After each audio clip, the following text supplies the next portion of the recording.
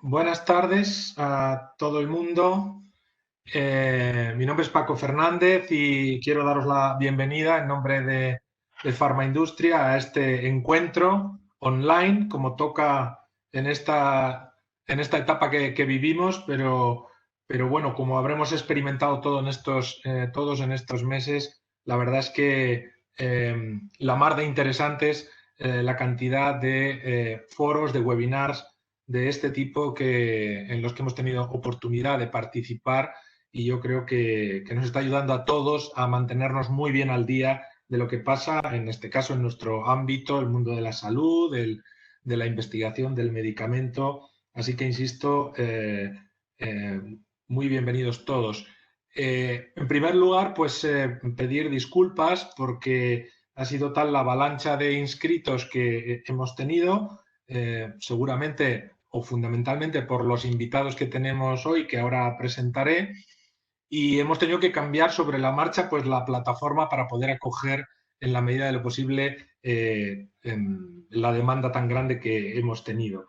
Se han inscrito 800 personas a este webinar. Supongo que no todas estarán en directo ahora, pero bueno, solo con que estéis una parte ahí, pues seguro que ya es un éxito la convocatoria. Bueno, dentro de la tragedia que ha supuesto y que supone todavía hoy la pandemia que estamos viviendo, pues hemos tenido la oportunidad de tener también algunas buenas noticias. Una de ellas, que la que coincidiremos todos, pues ha sido el papel de tanta gente que ha dado un paso adelante para ayudar a los demás en momentos tan complicados y en particular pues los profesionales de la salud, a los que hemos estado animando desde nuestras ventanas muchas semanas de esta etapa. Quizá otra luz, otra buena noticia ha sido la demostración del liderazgo en investigación clínica que tiene nuestro país, que tiene nuestro sistema sanitario. Yo creo que hemos visto todos cómo se ha mostrado con claridad pues, la fortaleza y la colaboración que ha dado lugar en estos años anteriores a que España fuera avanzando hasta ser una referencia internacional en investigación clínica. Hemos trabajado, y yo creo que hemos trabajado todos, la administración sanitaria, fundamentalmente a través de la Agencia de Medicamentos y Productos Sanitarios, los investigadores en los hospitales, los pacientes, en fin, las compañías farmacéuticas. Hemos trabajado, digo, por un lado, en tratar de volver a la normalidad con la mayor rapidez posible en cuanto a la investigación, digamos, convencional, la investigación clínica que ya estaba en marcha en los hospitales y que se vio claramente afectada por la situación tan dura de la pandemia. Y hemos trabajado también en la puesta en marcha con mucha rapidez de ensayos clínicos de tratamientos contra el coronavirus, con alguno más de 90 ensayos clínicos puestos en marcha en España. Somos el primer país en Europa y el cuarto país en el mundo, según los datos que viene publicando la OMS, en ensayos clínicos. Yo creo que esa es una gran noticia para todos los que participamos de alguna manera en este ámbito. Desde la industria farmacéutica, desde luego, tenemos claro que estos pasos que hemos dado en estos años nos colocan en una posición de privilegio para seguir avanzando. Pensamos realmente que es una oportunidad muy grande para España, y cuando decimos para España es porque lo es para nuestro sistema sanitario, lo es para nuestros profesionales sanitarios, lo es para nuestros pacientes y lo es para todos, para la sociedad en conjunto, en la medida en que la investigación clínica es claramente algo muy positivo. Digo que, bueno, pues tenemos esa idea de que tenemos esa oportunidad abierta para continuar avanzando en este liderazgo en investigación clínica, que eso nos sirva para generar todo un ecosistema de investigación biomédica, incorporando también la investigación básica y también pues movilizando o contribuyendo a que España dé un paso adelante también en innovación en general, donde tenemos camino por recorrer ante los países de nuestro entorno. Así lo decía el presidente de Farmaindustria no hace mucho en la Comisión de Reconstrucción Social y Económica en el Congreso de los Diputados, y así lo insistía esta mañana en el foro empresarial, en la cumbre empresarial de la patronal COE, de nuevo, pues donde se están planteando por parte de las empresas y de los sectores ideas para reactivar económicamente España. Bien, la pregunta, por lo tanto, ante todo esto, pues era un poco todo eso que hemos hecho y que hemos hecho razonablemente bien, habida cuenta de la situación y de la urgencia en la que ha habido que tomar decisiones, todo aquello que hemos puesto sobre la mesa para tratar de hacer bien las cosas en esta situación tan complicada, ¿en qué medida puede ser útil para el futuro, para continuar en ese camino de España hacia la excelencia en investigación clínica? Y para ello, pues pensamos que qué mejor oportunidad que hacer un foro de este tipo y convocar pues, a representantes, por supuesto, de la Agencia Española de Medicamentos, de los investigadores, representantes pues, de los comités de ética, de los pacientes y también de la industria farmacéutica, plantearles entonces cómo han vivido esta experiencia y cuáles son los pasos o las lecciones, como decimos en nuestro título, que podemos aprender para el futuro. Con ellos vamos a establecer un coloquio, un diálogo, mucho más ágil que estas palabras mías de introducción, y en el que hemos incorporado pues, muchas de las preguntas que ustedes, muchos de los inscritos, nos han ido haciendo llegar previamente. Sin más, pues voy a presentar a nuestros ponentes. No necesitan mucha presentación porque son profesionales del primer nivel, pero bueno, no voy a dejar por ello de hacerlo. En primer lugar, a Antonio López Navas quiero darle la bienvenida. Además, Antonio, pues bueno, ha tenido que sustituir a César Hernández, subdirector de la Agencia Española de Medicamentos, por cuestiones de agenda en el último momento, y Antonio pues ha querido dar el paso adelante y estar esta tarde con nosotros. Él es farmacéutico, es experto en el área de antiinfecciosos. De hecho, pues en sus 15 años de experiencia en evaluación de medicamentos, pues ha estado vinculado fundamentalmente a este área. Él es jefe de servicio de enfermedades infecciosas de la agencia, y a través de esta especialidad, digamos, pues colabora o trabaja en distintos grupos de trabajo de la Agencia Europea de Medicamentos. También contamos con Emma Fernández Uzquiano. Ella es doctora en farmacia, es magíster en bioética, y ella concilia estas dos especializaciones como jefa de la Secretaría Técnica del Comité de Ética de la Investigación de Medicamentos, o con medicamentos, perdón, en el Hospital de la Paz en Madrid. Está con nosotros también Elena Garralda, es oncóloga, es máster en oncología molecular por el Centro Nacional de Investigación Oncológica, CENIO, aunque tiene también larga experiencia en formación. Su mundo, su vida, digamos, está orientada a la investigación, y es directora de la Unidad de Desarrollo Temprano en el Instituto de Oncología del Hospital Vall d'Hebron en Barcelona.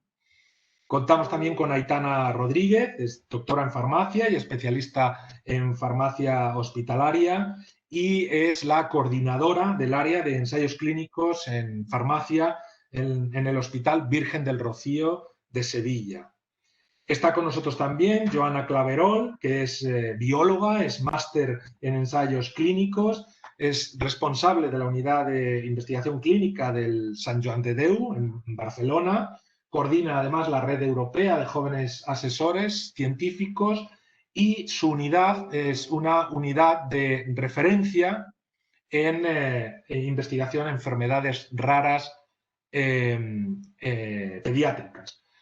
David Trigos está con nosotros. David es coordinador de EUPATI España. EUPATI es una organización focalizada fundamentalmente en la formación de pacientes para su participación, sobre todo en el área de investigación de medicamentos, y es vicepresidente de la Federación Europea de Asociaciones de Pacientes de Psoriasis.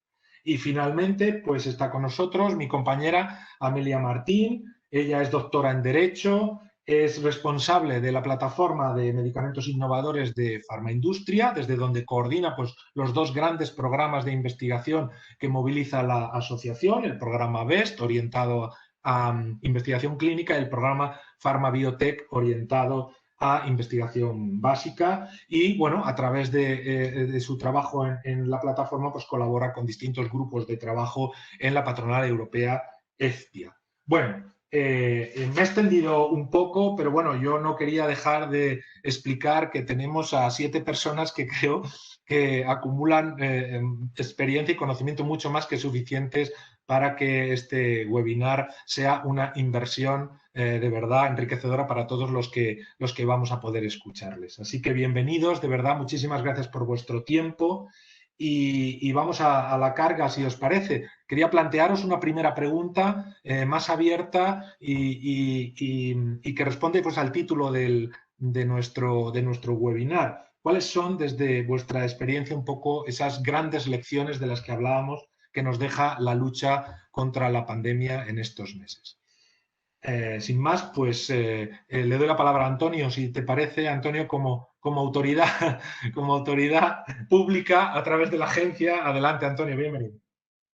Vale, yo solo aclarar que como autoridad en la agencia son César y María Antonia Serrano en materia de ensayos clínicos, pero bueno, me han pedido que participe yo en este webinar porque durante toda la crisis, como responsable del servicio de infecciosas, pues he tenido que coordinar dentro de la agencia el tratamiento de documento, o sea, el documento de acceso a los distintos tratamientos que había del coronavirus y también un poco coordinar la gestión de la investigación clínica dentro de la agencia. Así que yo creo que por eso estoy aquí, básicamente. Fuera de ese área, pues los expertos son otros, intentaré ayudar en lo que pueda.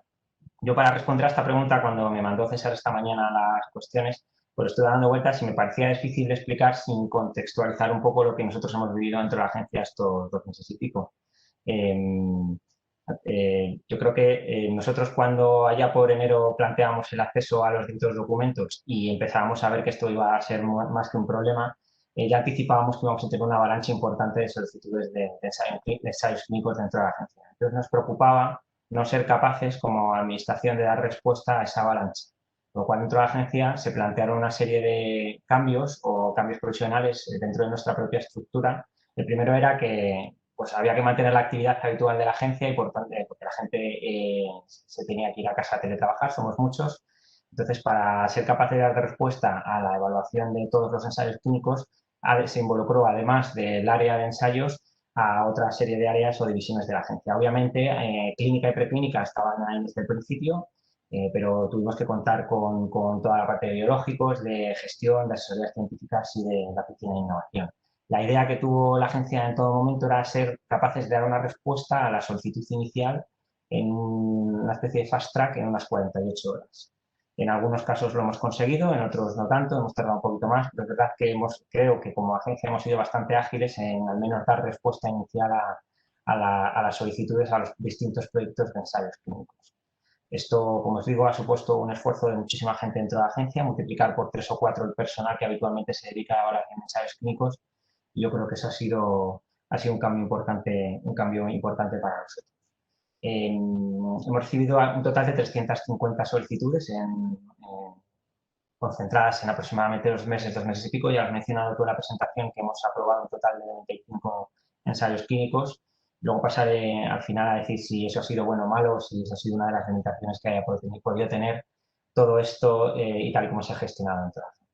Así que, digamos, con ese contexto de avalancha de solicitudes y que había que hacerlo todo en una especie de fast track de 48 horas y que nosotros pretendíamos dar un asesoramiento, un advice a través de asesorías o de la oficina de innovación, pues es donde entro a hablar un poquito más de las distintas limitaciones. La mayoría de estas solicitudes, aproximadamente 2/3, ha sido de investigadores independientes o de promotores independientes y eso ha multiplicado las solicitudes de asesoramiento. Es decir, hemos tenido que cambiar también la mentalidad a la hora de contestar rápido, pero tener una interacción directa con todos los investigadores. Hemos tenido, diría que, teleconferencias o videoconferencias con todos los investigadores para discutir con ellos de una manera ágil cuál ha sido el protocolo que han presentado y demás. Entonces, respondiendo a la pregunta, diría que la primera gran limitación que hemos tenido es el no haber sido capaces como agencia de concentrar en ensayos clínicos grandes, multicéntricos, de distintos centros, toda la investigación que ha habido en España. Por nuestras manos y por las de los comités han pasado todos los proyectos, tanto en ensayos clínicos como observacionales. Nosotros hemos podido identificar, porque lo hemos hecho durante todos estos meses y todo el proceso, que había proyectos muy similares. Hemos intentado, como agencia y en colaboración con los comités, juntar distintos proyectos y distintos ensayos clínicos, pero por distintos motivos no hemos sido capaces. Entonces, hemos logrado aprobar, es verdad que estamos, ahora con el tiempo y pasado la crisis, podemos analizar si la decisión de la agencia fue la correcta de tratar de aprobar lo más rápido posible y el mayor número posible de ensayos clínicos. Posiblemente en perspectiva hubiera sido más deseable tener ensayos clínicos multicéntricos, que también los hemos tenido, pero bueno, si tú miras la lista de ensayos clínicos que hay aprobados en la web, pues hay muchos parecidos.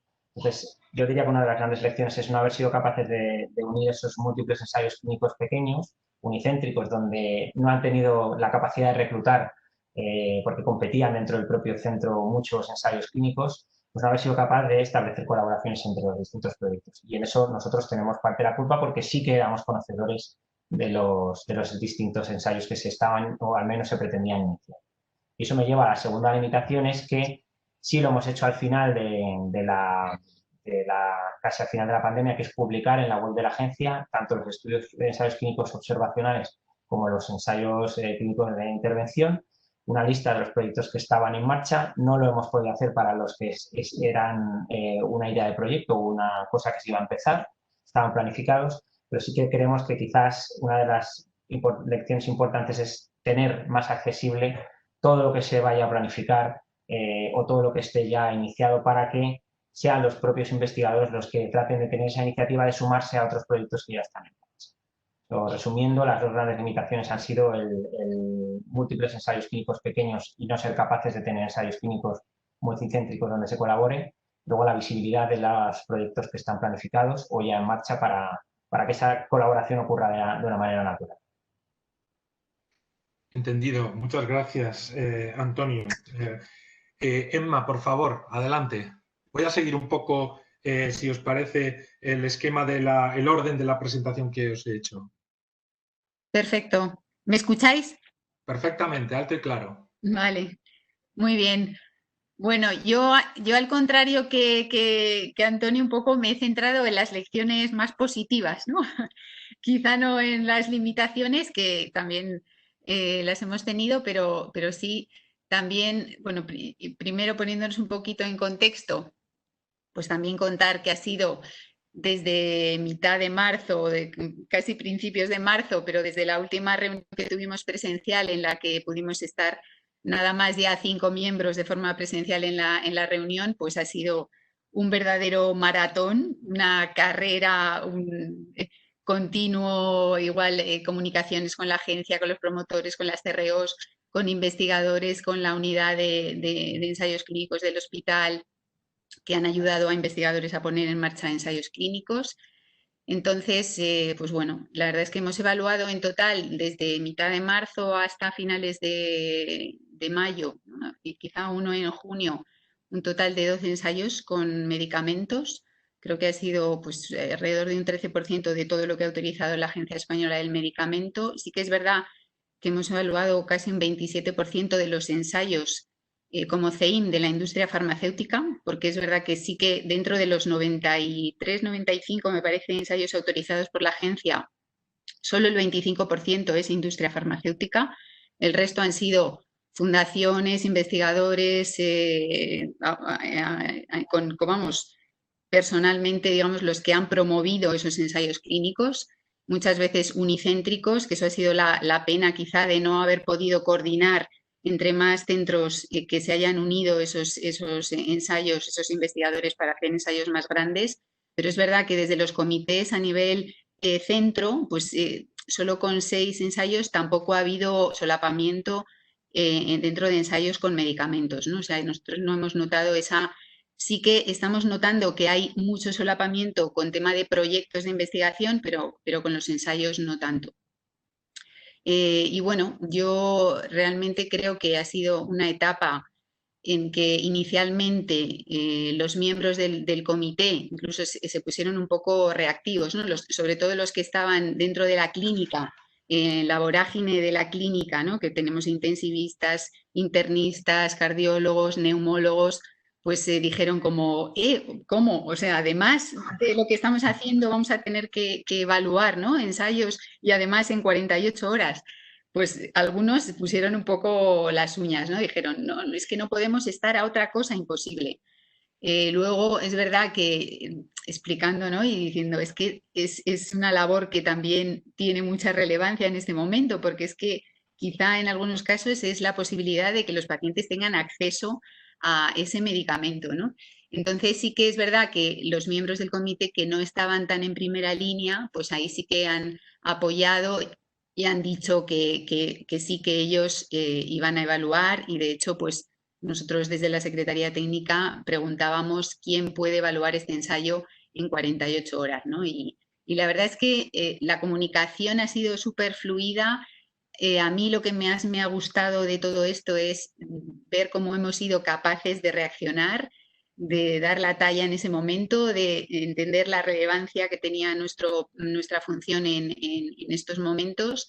Y sí que, bueno, pues como hemos hablado por teléfono con la agencia, incluso fines de semana, por la tarde nos hemos conectado a teleconferencias con promotores de Canadá para facilitar el poner en marcha algunos ensayos rápidamente, traducir las hojas de información desde el comité, adaptarlas a la normativa española. Todos hemos hecho ese sobreesfuerzo, pero conscientes de que era lo que teníamos que hacer en ese momento y lo que se esperaba que hiciésemos, ¿no?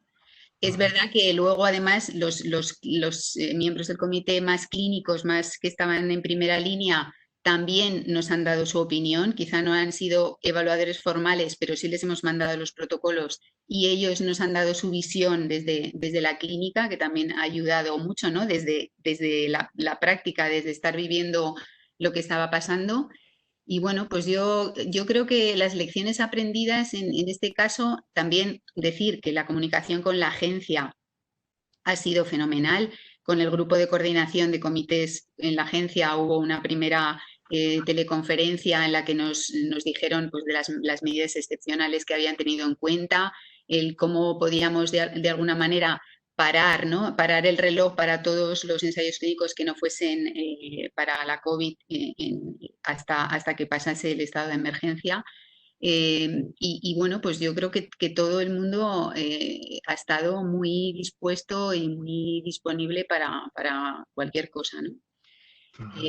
Por otro lado, pues hemos aplicado las nuevas tecnologías para reuniones del comité, nos hemos conectado por Zoom, desde luego hemos teletrabajado y desde los servicios de informática, desde el CESUS de la Comunidad de Madrid, también nos han facilitado el VPN, que hubo unos días ahí dificultosos, ¿no? Que decíamos que no nos funciona, que se nos desconecta cada 2 horas, tal, pero luego ya eso se ha solucionado y ya son 7 horas las que tenemos de conexión sin ningún tipo de corte.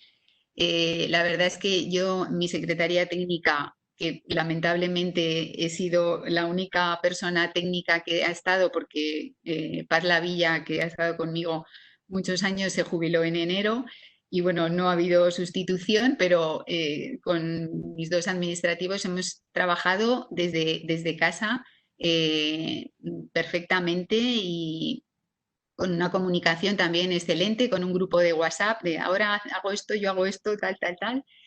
Y bueno, la verdad es que yo creo que las lecciones aprendidas son que podemos colaborar todos mucho más, que dentro de todos los agentes implicados, dentro del hospital, por ejemplo, incluso agencia, promotores, CREOs, pero también unidad, como digo, de apoyo a la investigación, podemos comunicarnos por teléfono y estar todos a una, o sea que eso ha sido estupendo para muchas cosas.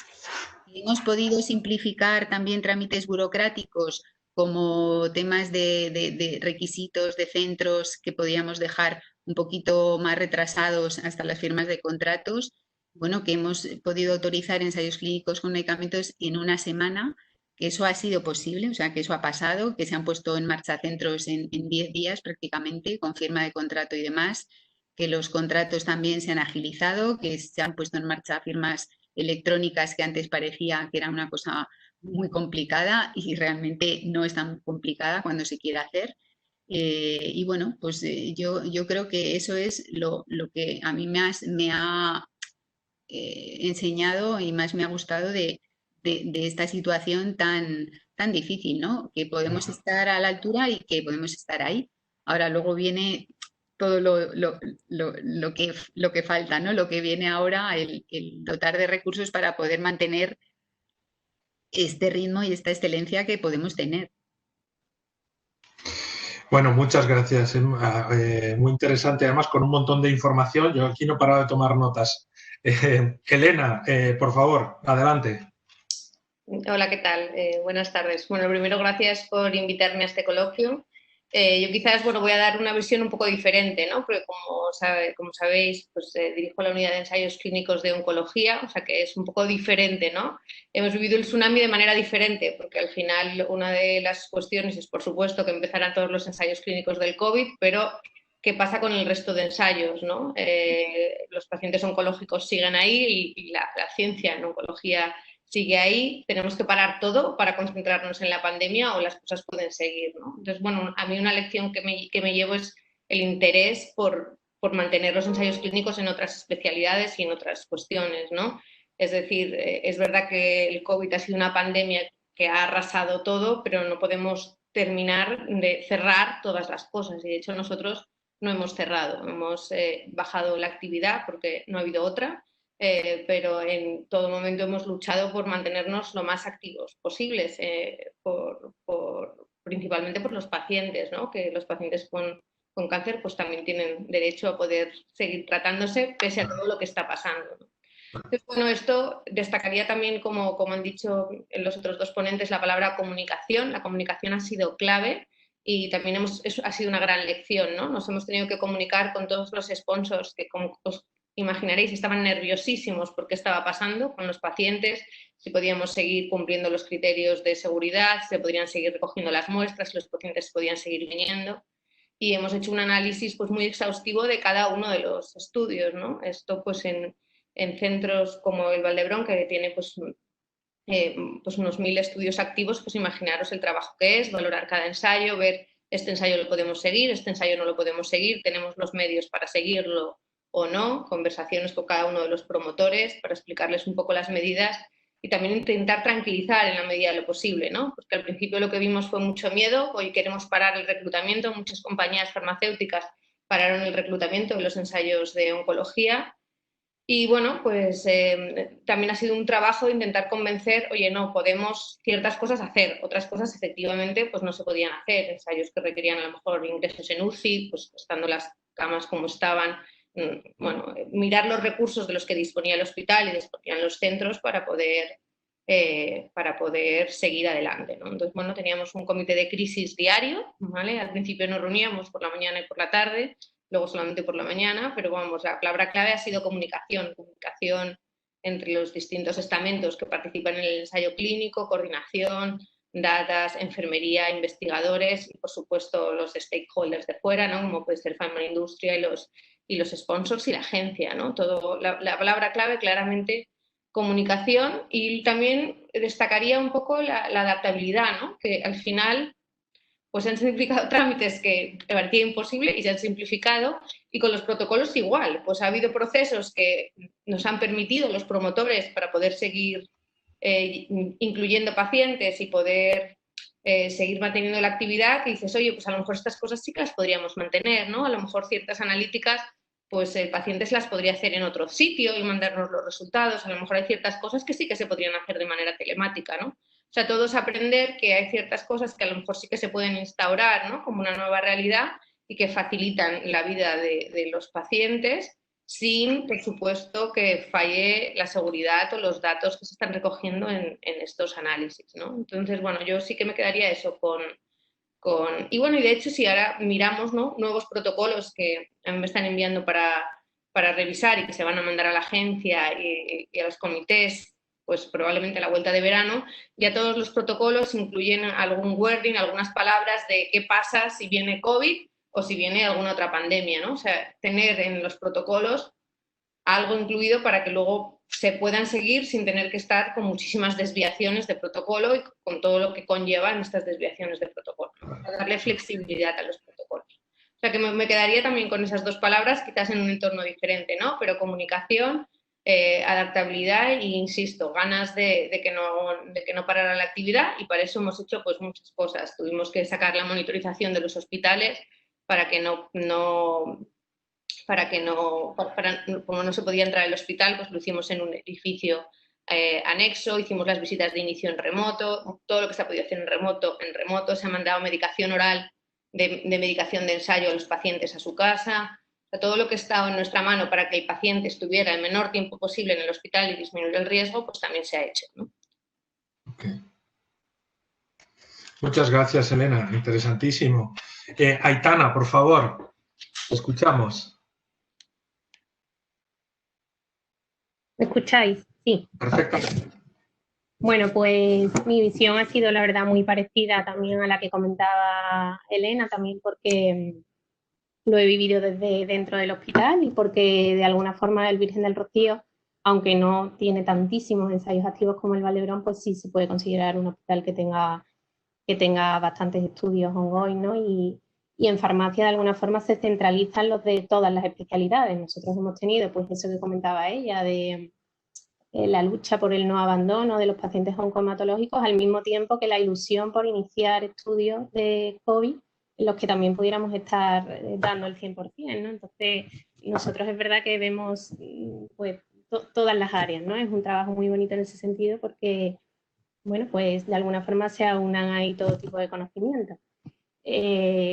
Yo diría que, bueno, ha sido al principio súper estresante, ha sido una psicosis horrible el querer llevar a cabo todas las exigencias que nos estaban poniendo, porque en un principio, pues lo que comentaba también Elena, era un caos, o sea, todo el mundo quería seguir de la forma en la que se venía haciendo, pero al mismo tiempo, de alguna forma, estaba la duda de decir, bueno, está claro que igual no puede ser, pero ¿hasta qué punto podemos flexibilizar, ¿no? Entonces, al principio era una psicosis absoluta de si no conseguían contactar con el equipo investigador, pues farmacia era la vía de comunicación, nosotros tampoco podíamos dar cabida a responder a todo el mundo, porque además no todo el personal estaba trabajando, teníamos compañeros en cuarentena, con lo cual pues la psicosis se hacía aún mayor, porque tú decías, bueno, pero ¿qué estoy haciendo aquí? Dios mío, si yo tengo que estar en mi casa, si no tengo que estar aquí expuesta a esto.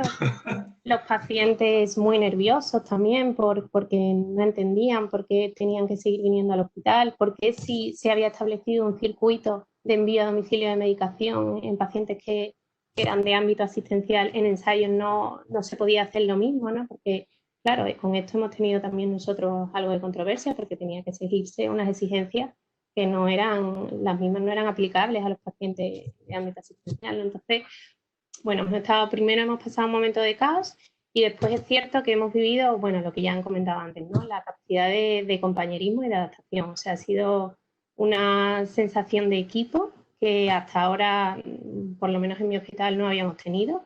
Un saber sentarnos con todos los estamentos y decir, bueno, estas son nuestras prioridades, está claro que los ensayos que están activos tenemos que intentar que sigan con la misma naturalidad que lo estaban haciendo antes, quizás flexibilizando un poco las exigencias, pero que sigan, esto no se puede parar.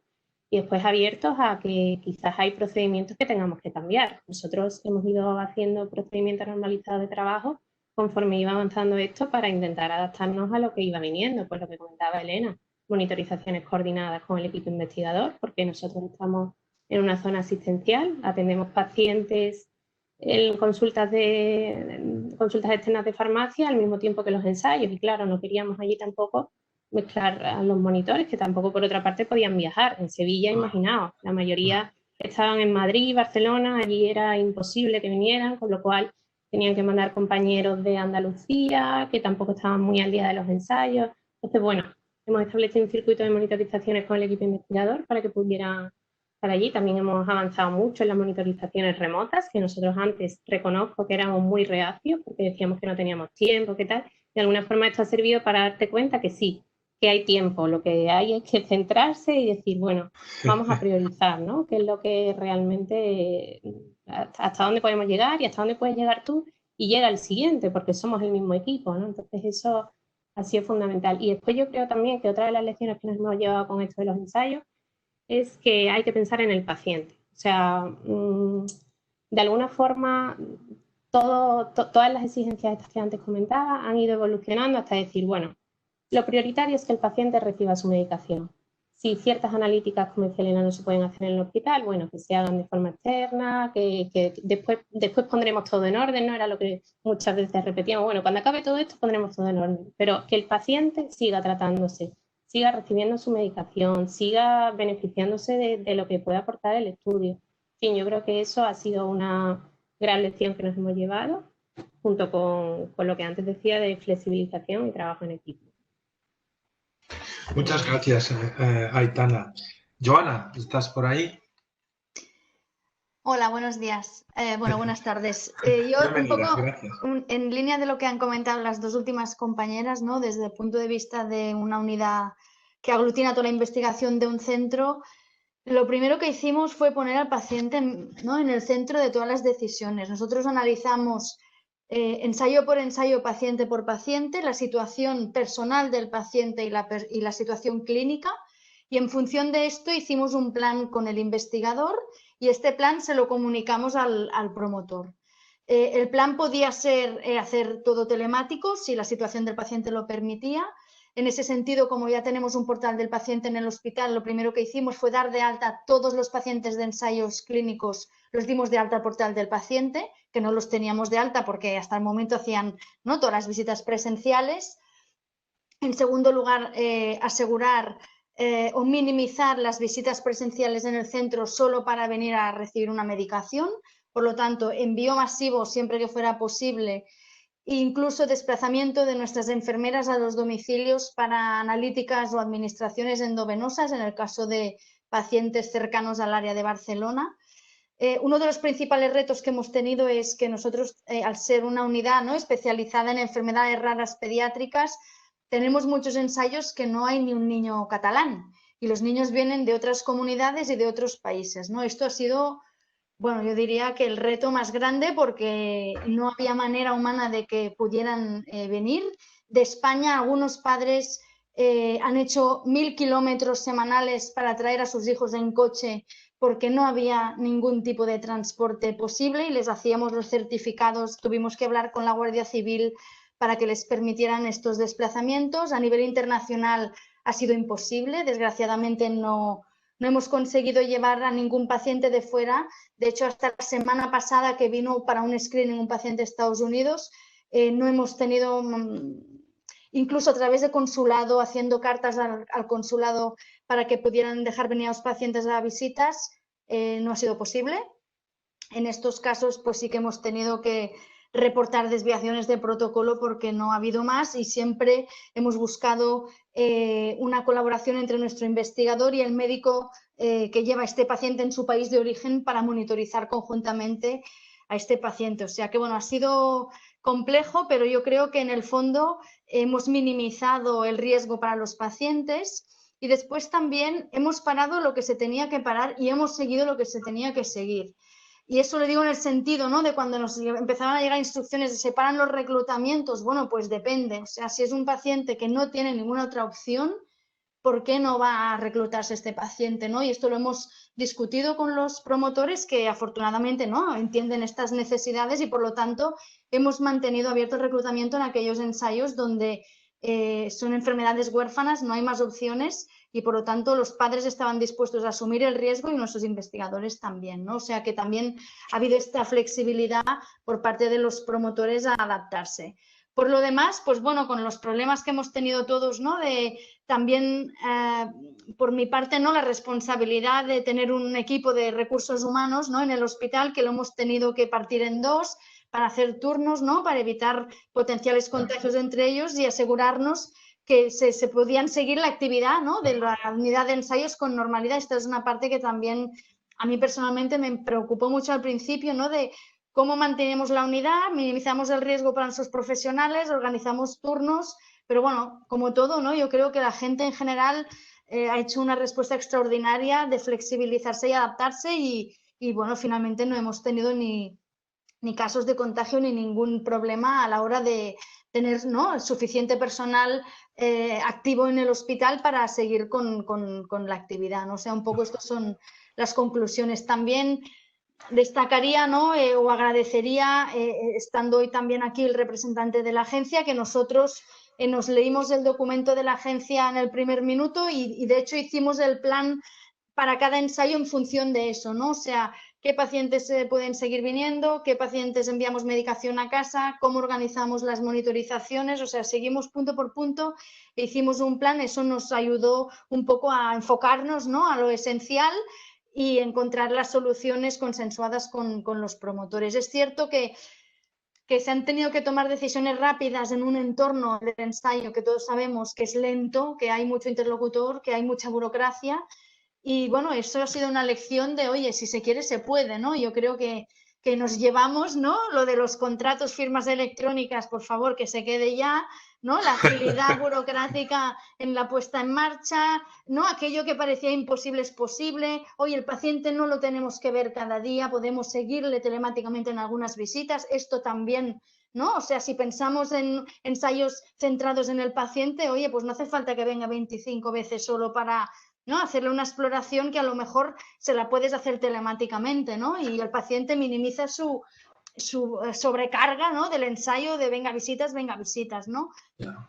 También lo que comentaban los compañeros de estos controles analíticos, ¿no?, pues de sus centros de referencia. Oye, pues si no puede venir aquí, pues hacemos el control allí y ya nos vale, ¿no? Nosotros hemos intentado mantener presencialmente todo lo que iba ligado a los endpoints principales de los estudios, porque claro, si no, sí que realmente pensábamos el ensayo se va al garete, ¿no?, si no hacemos esta prueba, que es la que nos sirve, ¿no?, para medir la eficacia. Y entonces en esas pruebas sí que hemos intentado de todas poder hacerlas, mientras que otras exploraciones secundarias o yo que sé, temas de rehabilitación, pues hemos minimizado, ¿no? El paciente venía, se le daba el tratamiento, se hacía la exploración para el endpoint principal y se iba a su casa, ¿no? O sea, hemos intentado priorizar en esos aspectos claves para que la parte científica del ensayo no se fuera al agua, ¿no?, por el hecho de que el paciente no podía venir. O sea, un poco esta es lo que hemos aprendido de todo esto. Muy interesante, muchísimas gracias. Bueno, pues David, adelante, por favor. Buenas tardes y sobre todo gracias por invitarnos hoy a estar aquí con este magnífico panel que tenemos de gente. Nos sentimos muy honrados. Porque sí que es cierto que a veces los pacientes estamos un poco fuera de todo el circuito, pero cada vez estamos más dentro de él, ¿no? Yo me quedo con una gran lección aprendida, que es, pero creo que lo hemos aprendido, bueno, y lo habéis explicado muy bien ya varias personas, que es el uso de la tecnología, ¿no? Ayer leía un artículo de que estos últimos 90 días de confinamiento, ¿no?, que hemos tenido, han acelerado 6 años la digitalización en general. Pero es que yo creo que los pasos que hemos dado en ensayos clínicos han sido muy importantes y que deben de quedarse. O sea, la tecnología es ya parte de nuestra vida para todo y debemos de perder ese miedo. Y más que nada porque los pacientes tenemos acceso a la tecnología también. Puede facilitar la comunicación, que es una de las cosas negativas que me quedo dentro de estas lecciones. Cómo se tardó también por la situación. Evidentemente hay que entender la situación en completo, ¿no? El primer mes, que fue una locura, es evidente, pero sí que hubo muchos problemas de comunicación con los pacientes que en un mismo día podían recibir 3 llamadas diferentes para ven, no vengas, este tipo de cuestiones, ¿no?, que siembran dudas en las personas que están participando en un ensayo. Y si encima ya tienes un miedo natural, porque el miedo es libre y todos podemos tenerlo, estas dudas generan más miedo todavía, ¿no? Entonces sí que me ha gustado también la evolución, ¿no?, que ha habido, ¿no? Cómo desde los centros se ha protegido al paciente, eso hay que tenerlo muy en cuenta, cómo se ha priorizado la seguridad de las personas y cómo también se ha ido mejorando esta comunicación. y cómo se ha llegado a pues, cosas tan sencillas como que antes tenías que ir 3 días diferentes para hacer 3 cosas diferentes dentro de un ensayo. Ahora las han centralizado, como bien explicabais, muchas veces haciéndolo directamente por vía telemática o como quieras llamarlo. Y la otra muy importante, que centralizando visitas en una sola visita, no tener que visitar, minimizar riesgos. Al final eso es importantísimo, el generar esa confianza, ¿no?, en las personas para que sigan involucradas en el ensayo, porque también hemos conocido casos de personas que han dejado un ensayo clínico precisamente por estos problemas que ha habido de comunicación. Entonces, esto nos enseña a que tenemos que aprovechar toda esta tecnología que tenemos ya en las manos, es que la tenemos. Y, sobre todo, mejorar esos protocolos de comunicación. O sea, que al final también ha salido antes, ¿no? La comunicación, igual que ha mejorado la comunicación entre la agencia, los centros, los promotores, también mejorar la comunicación con el paciente, ¿no? Y que hacer que, si esto vuelve a surgir, o ya no sea esta pandemia, o otro problema que pueda surgir del tipo que sea, que la comunicación y la información al paciente debe de estar siempre sobre la mesa. Entonces yo me quedo con eso, ¿no? Aprovechar la tecnología para mejorar más todavía lo que ya hemos avanzado en 2 meses y medio, ¿no? Muchas gracias. Muy interesante. Ahora se oye. Bueno, voy a dar la palabra a Amelia entonces para cerrar este primer turno. Gracias, Paco. La verdad que, bueno, compartir lo que aquí se ha comentado, ¿no? El tema del compromiso, creo que de muchos de los agentes que hoy estamos aquí representados, y la colaboración público-privada para mí ha sido un ejemplo. También es verdad que habíamos hecho deberes previamente como país, o sea, veníamos acostumbrados a este trabajo colaborativo, teníamos el ecosistema, nosotros con nuestro proyecto BES de excelencia en investigación clínica, donde están los hospitales, las comunidades autónomas y los promotores, y esto nos ha permitido, como se ha dicho aquí, un nivel de comunicación excelente, porque han sido semanas donde se han tenido que tomar decisiones rápidas, cambiar muchas cosas de cómo se hacían y a cómo se hacen, y creo que eso, sin haber hecho los deberes previamente, hubiera sido mucho más difícil, ¿no? Fue clave, desde nuestro punto de vista, la adopción de medidas por parte de la agencia, y aquí dar las gracias a Antonio en representación de la agencia. Rápidamente, el 16 de marzo, sacó el primer documento de medidas excepcionales para mitigar los efectos que aquí ya se han hablado y que han funcionado, y que creo que muchas de esas medidas han venido para quedarse, ¿no? Yo también quiero poner de relieve la cohesión de los grupos de trabajo de investigación clínica de la asociación, porque ya a finales de febrero había promotores que estaban mirando a Italia, estaban viendo lo que estaba pasando en Italia, y había una preocupación por qué iba a pasar con los ensayos clínicos en nuestro país, desde el punto de vista de la seguridad del paciente, algo que aquí también se ha comentado, ¿no?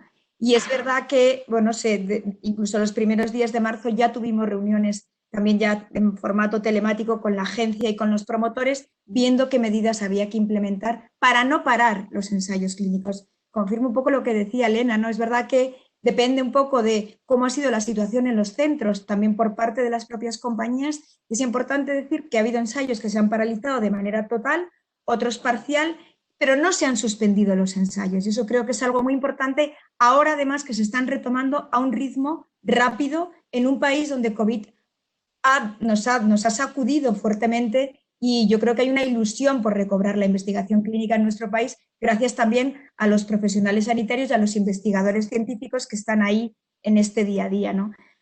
Comentaba Joana un caso que ha sucedido, y es efectivamente en ensayos clínicos que estaban paralizados, pues cuando el investigador principal se ha puesto en contacto con el promotor y le ha dicho hay que abrir el ensayo para que entre este paciente, la compañía ha movido todo lo que haya tenido que mover para que esto, bueno, pues se haya podido hacer, ¿no?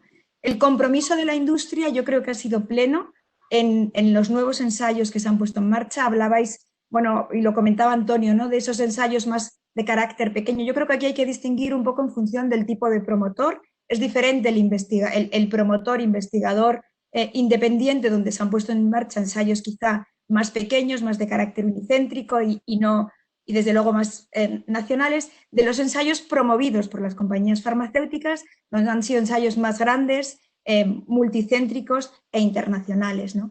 Y luego ha habido otra colaboración muy importante por parte de la industria farmacéutica, y es el hecho de esos ensayos que son llevados a cabo por investigadores independientes, esa donación, esa financiación del ensayo. Lo bueno que tiene el REC, el Registro de Estudios Clínicos, es que es muy transparente y ahí se ve, ¿no? Entonces yo creo que tenemos que ser todos honestos en decir un poco cuáles son las cifras, y esos 95 ensayos que ahora están en marcha, pues efectivamente hay un fuerte compromiso de la industria, tanto en los que se han puesto en marcha directamente como indirectamente. Pero creo que hay otro dato muy positivo, y es que la agencia ha autorizado más de 380 ensayos desde el 1 de enero, pero es que en marzo, en abril y en mayo se han estado autorizando ensayos no COVID, y eso ha permitido efectivamente nuevas oportunidades para los pacientes, ¿no? Porque al final esto es muy importante. Pero creo que la adopción de medidas por parte de la agencia, mucho más pragmáticas que en otros países europeos, porque así nos lo han contado los promotores, ¿no? El cómo hay que comunicar. Y efectivamente compartir este salto que hemos dado en el ámbito de la digitalización, que era uno de nuestros grandes obstáculos y que nos costaba la firma telemática. Se han dado pasos en consentimientos informados, no electrónicos del todo, pero sí en enviar a través del email, en poder digamos, luego hacer cambios a través del correo electrónico o explicar a través de una videollamada al paciente, ¿no? Para nosotros un elemento muy clave y que también queremos agradecer es a la Agencia Española de Protección de Datos en todo el trabajo que hemos hecho en la monitorización remota con verificación de datos fuente, que, bueno, pues de no poder hacerse a poder hacerse con una serie de garantías como ha establecido la Agencia de Protección de Datos. Y creo que es un camino que ha empezado y que ya no se va a parar, ¿no? O sea que desde mi punto de vista yo sí tengo mensajes de optimismo, mis lecciones desde luego son optimistas, son de oportunidad donde la innovación, tanto en la parte científica pero también en la parte operativa de desarrollo clínico, en la agilidad, en la digitalización, pues ha venido sin duda para quedarse, ¿no? Ahora tenemos fuerte competencia fuera. Yo creo que otra de las cosas y otra de las lecciones aprendidas es que los países se han dado cuenta del valor que tiene la investigación clínica. Y aquí cuando las compañías, ¿no?, muchas veces compiten entre sus otras filiadas para traerse la investigación, pues ahora esta competencia va a ser mayor. O sea que esto es algo que nosotros tenemos que seguir trabajando como país sin duda, ¿no? Pero vamos, el compromiso, la colaboración y la cohesión de todos creo que ha sido de manera ejemplar algo de lo que nos podemos sentir orgullosos. Comparto con David esas primeras semanas donde al paciente quizá, bueno, pues hubo información contradictoria, pero creo que hay que poner de manifiesto que muy pocos pacientes revocaron el consentimiento en el ensayo a pesar de las situaciones tan adversas que tuvieron que vivir y que el riesgo de ir a un centro hospitalario en aquellos momentos, pues efectivamente pues no fue fácil, ¿no? Y creo que eso es algo bueno, que todos hemos trabajado por la seguridad del paciente y al final el impacto ha sido positivo. Gracias. Muchas gracias, Amelia. Bueno, pues nos ha llevado un ratito, pero creo que se han puesto sobre la mesa un montón de ideas. Hay una pregunta muy clara que ahora ya abro un poco a todos vosotros, pero bueno, que ya se ha puesto sobre la mesa, ¿no? Ese salto, digamos, en la digitalización, la posibilidad de salir del hospital, es decir, de hacer consultas de seguimiento en remoto, de llevar medicación a domicilio. Como ha dicho Amelia ahora, pues también la posibilidad de la verificación, de la monitorización con verificación de datos fuente. Claro, varios lo habéis mencionado. Realmente parece uno de los ámbitos, por lo que decís, donde más os gustaría, o de las lecciones, digamos, que más os gustaría que permanecieran o que siguiéramos trabajando en un desarrollo por esa vía. Me consta que la agencia precisamente, bueno, está trabajando en la idea de bueno, pues ir viendo cómo es posible trasladar o convertir lo que ha sido extraordinario para un tiempo, un momento donde había esta necesidad, a, bueno, dar el paso a poder habilitarlo de una manera más ordinaria para el futuro. Y por eso me atrevo un poco a lo mejor a apelar a Antonio a que nos dé una primera opinión en este aspecto. A ver si efectivamente nosotros creemos que esto es una de las cosas que sí que ha venido para quedarse. Queremos mejorar y simplificar todo este tipo de procesos. El pilotaje obligado que hemos tenido estos meses pues nos ha hecho ver que es posible. Creemos que todo está digitalizado, con lo cual el acceso remoto se puede llevar a cabo. La monitorización en remoto yo creo que se ha pilotado en la parte de los ensayos oncológicos, igual Joana esto lo sabe mejor que yo. Pero sí, yo creo que la agencia va a trabajar para que esto acabe quedándose entre nosotros. Hay muchas cosas que se pueden hacer ya a distancia. El consentimiento informado ha sido otro ejemplo que yo creo que también puede empezar a implementarse.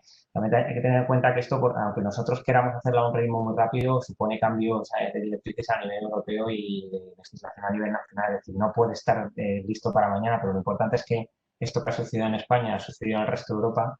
Yo creo que ahora la disposición de las agencias reguladoras es máxima y se trabajará para que esto sea una realidad en un futuro no muy lejano. Sí, yo creo que el espíritu del mundo regulador es que esto se simplifique y que se acabe implementando.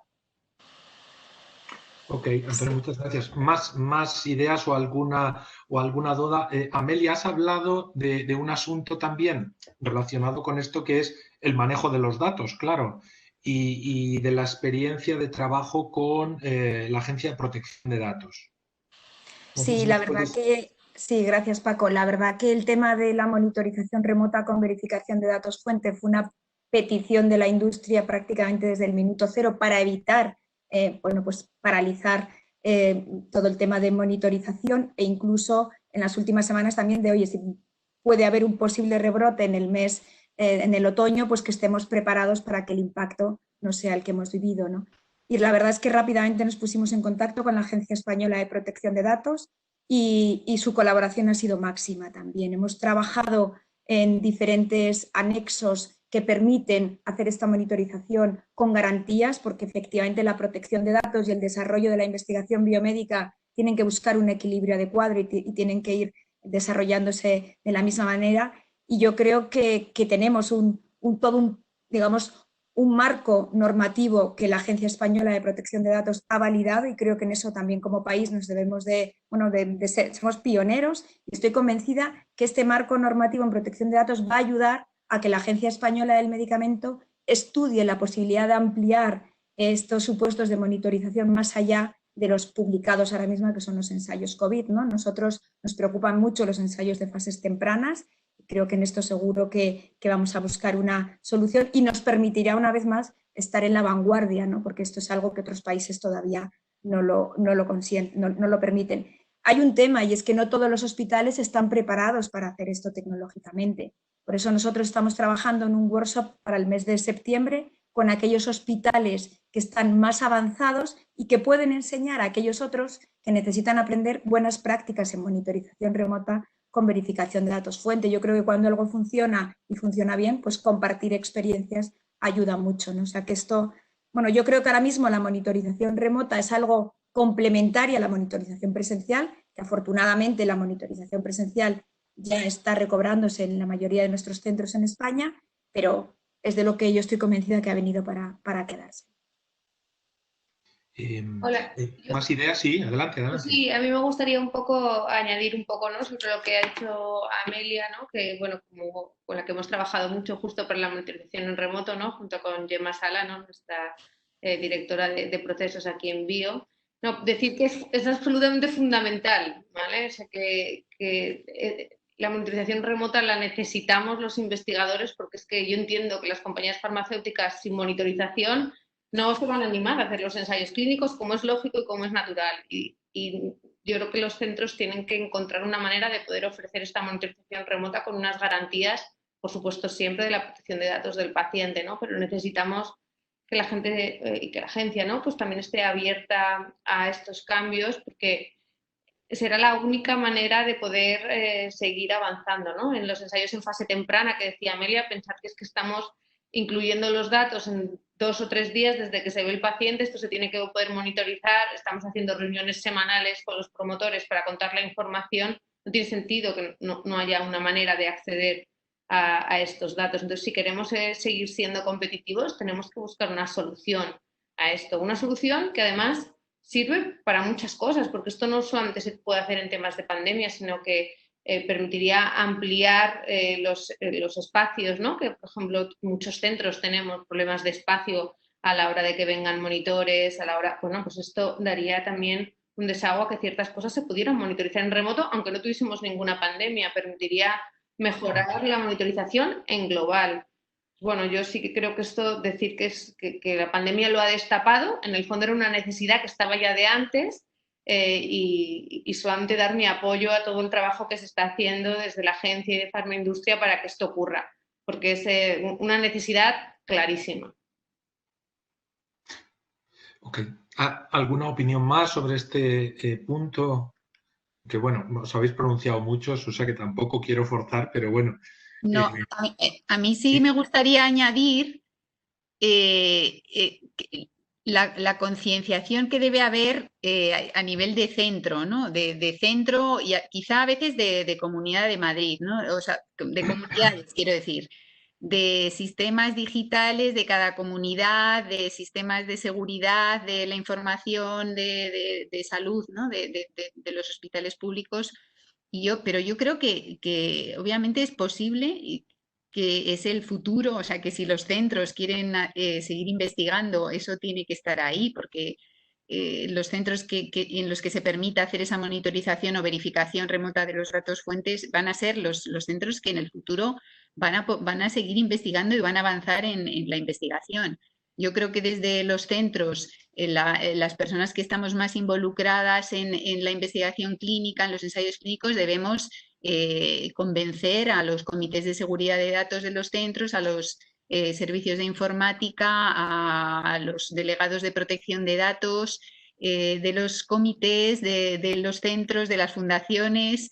Y eso tiene que ser así porque es el futuro, quiero decir, es imparable. Lo que pasa es que sí que es verdad que hay disparidad de sistemas de información, incluso dentro de hospitales de una misma comunidad, y eso a veces puede generar problemas o miedos por parte de las comunidades de que pueda haber, digamos, una falta de garantía de la confidencialidad o privacidad. Pero yo creo que se debe solventar, que tiene que haber soluciones tecnológicas. De hecho, en mi caso, cuando lo planteé en la Comisión de Seguridad de Datos del hospital, y me quedé muy sorprendida porque es que me dijeron directamente, no, si eso se puede hacer. Si se da al monitor un acceso por VPN al ordenador del investigador, si el investigador lo solicita y firma las garantías de confidencialidad y demás, o sea, que eso se podía hacer. Igual que ahora mismo el monitor tiene unas claves especiales para entrar en las historias como monitor, ¿no? Que se piden exclusivamente para ese monitor y ese ensayo clínico. Por lo tanto, yo creo que hay formas de hacerlo y que hay que encontrar y ver la relevancia que tiene el poder conseguir este tipo de monitorización. No solo para quizá en estas situaciones, sobre todo en estas situaciones y en ensayos clínicos en los que sea completamente necesario para verificar variables primarias, secundarias, para ver temas de seguridad, pero para el futuro. Es que ese es el futuro. Claro. Esto, para mí, por favor, podéis participar cuando... Me conduce a una idea que también habéis puesto sobre la mesa, ¿no? Y es que efectivamente España ha hecho bien las cosas, decía Amelia, ha hecho bien los deberes, hemos avanzado, yo creo que ahí el trabajo un poco de todos ha permitido que España, lo decía al principio, pues evolucionara con gran rapidez.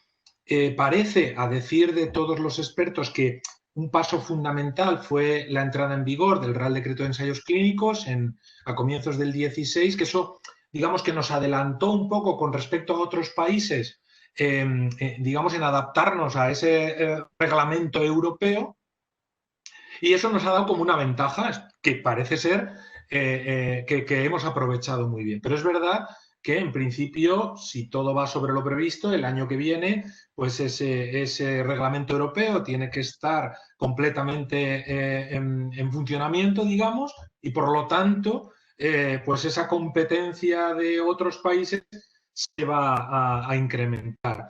Lo hemos hecho bien hasta ahora, pero hemos aprovechado de verdad toda esta ventaja que tenemos, esa competencia que va a crecer y que, como decía Amelia, nos va a hacer daño. ¿Estamos bien preparados? Adelante, ¿quién quiere abrir el...?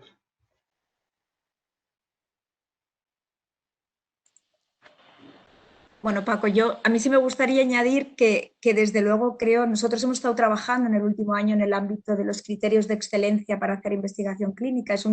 Tuvimos una reunión hace un año en Madrid y hemos elaborado un decálogo que está publicado en nuestra web de Farmaindustria de Medicamentos Innovadores, y ahí decimos un poco cómo tiene que ser este centro excelente para hacer investigación clínica, precisamente por esa competencia que puede ocurrir cuando sea plenamente aplicable el reglamento de ensayos clínicos, ¿no? Muchos de los puntos que están en ese decálogo, en estos 3 meses hemos avanzado mucho, o sea, el ámbito de la monitorización remota, la digitalización, los consentimientos más en un formato más digital, pero hay otros elementos que evidentemente todavía tenemos que trabajar más como país y tenemos que focalizarnos, ¿no? Yo creo que el tema de los equipos multidisciplinares, o sea, la investigación biomédica es muy diferente hoy a la de hace 10 años y probablemente a la que sea dentro de 10 años, y nuestro futuro será interdisciplinar, y no cabe duda que aquí estos equipos habrá que formarlos, habrá que dotarlos, y esto no puede ser una cuestión de voluntarismo, sino que tiene que estar reconocida la investigación clínica dentro de los hospitales, tiene que ser algo de los que los propios gerentes también sientan orgullo de que su hospital, yo siempre digo que los hospitales quizá no deberían ser universitarios, sino que deberían ser hospitales investigadores, porque la investigación forma parte de la asistencia sanitaria, con lo cual esto tiene que ser algo por lo que apostemos de verdad. Tenemos que ser predecibles y tenemos que seguir midiéndonos. Para nosotros las métricas son muy importantes, pero a nivel de país también, y hay que seguir armonizando procesos y respondiendo a los nuevos diseños de ensayos clínicos y todos los retos que vamos a ver desde el punto científico, tecnológico y también del marco normativo. Pero creo que, como digo, la competencia va a ser muy fuerte, porque también COVID ha puesto de manifiesto lo importante que es hacer investigación de calidad, pero aquí ya tenemos deberes hechos previamente, con lo cual y lo decía Emma muy bien, ¿no?, que los centros pues se vayan sumando. O sea que tenemos hecho el trabajo, tenemos detectado lo que necesitamos mirando al futuro y hay que ir implementándolo.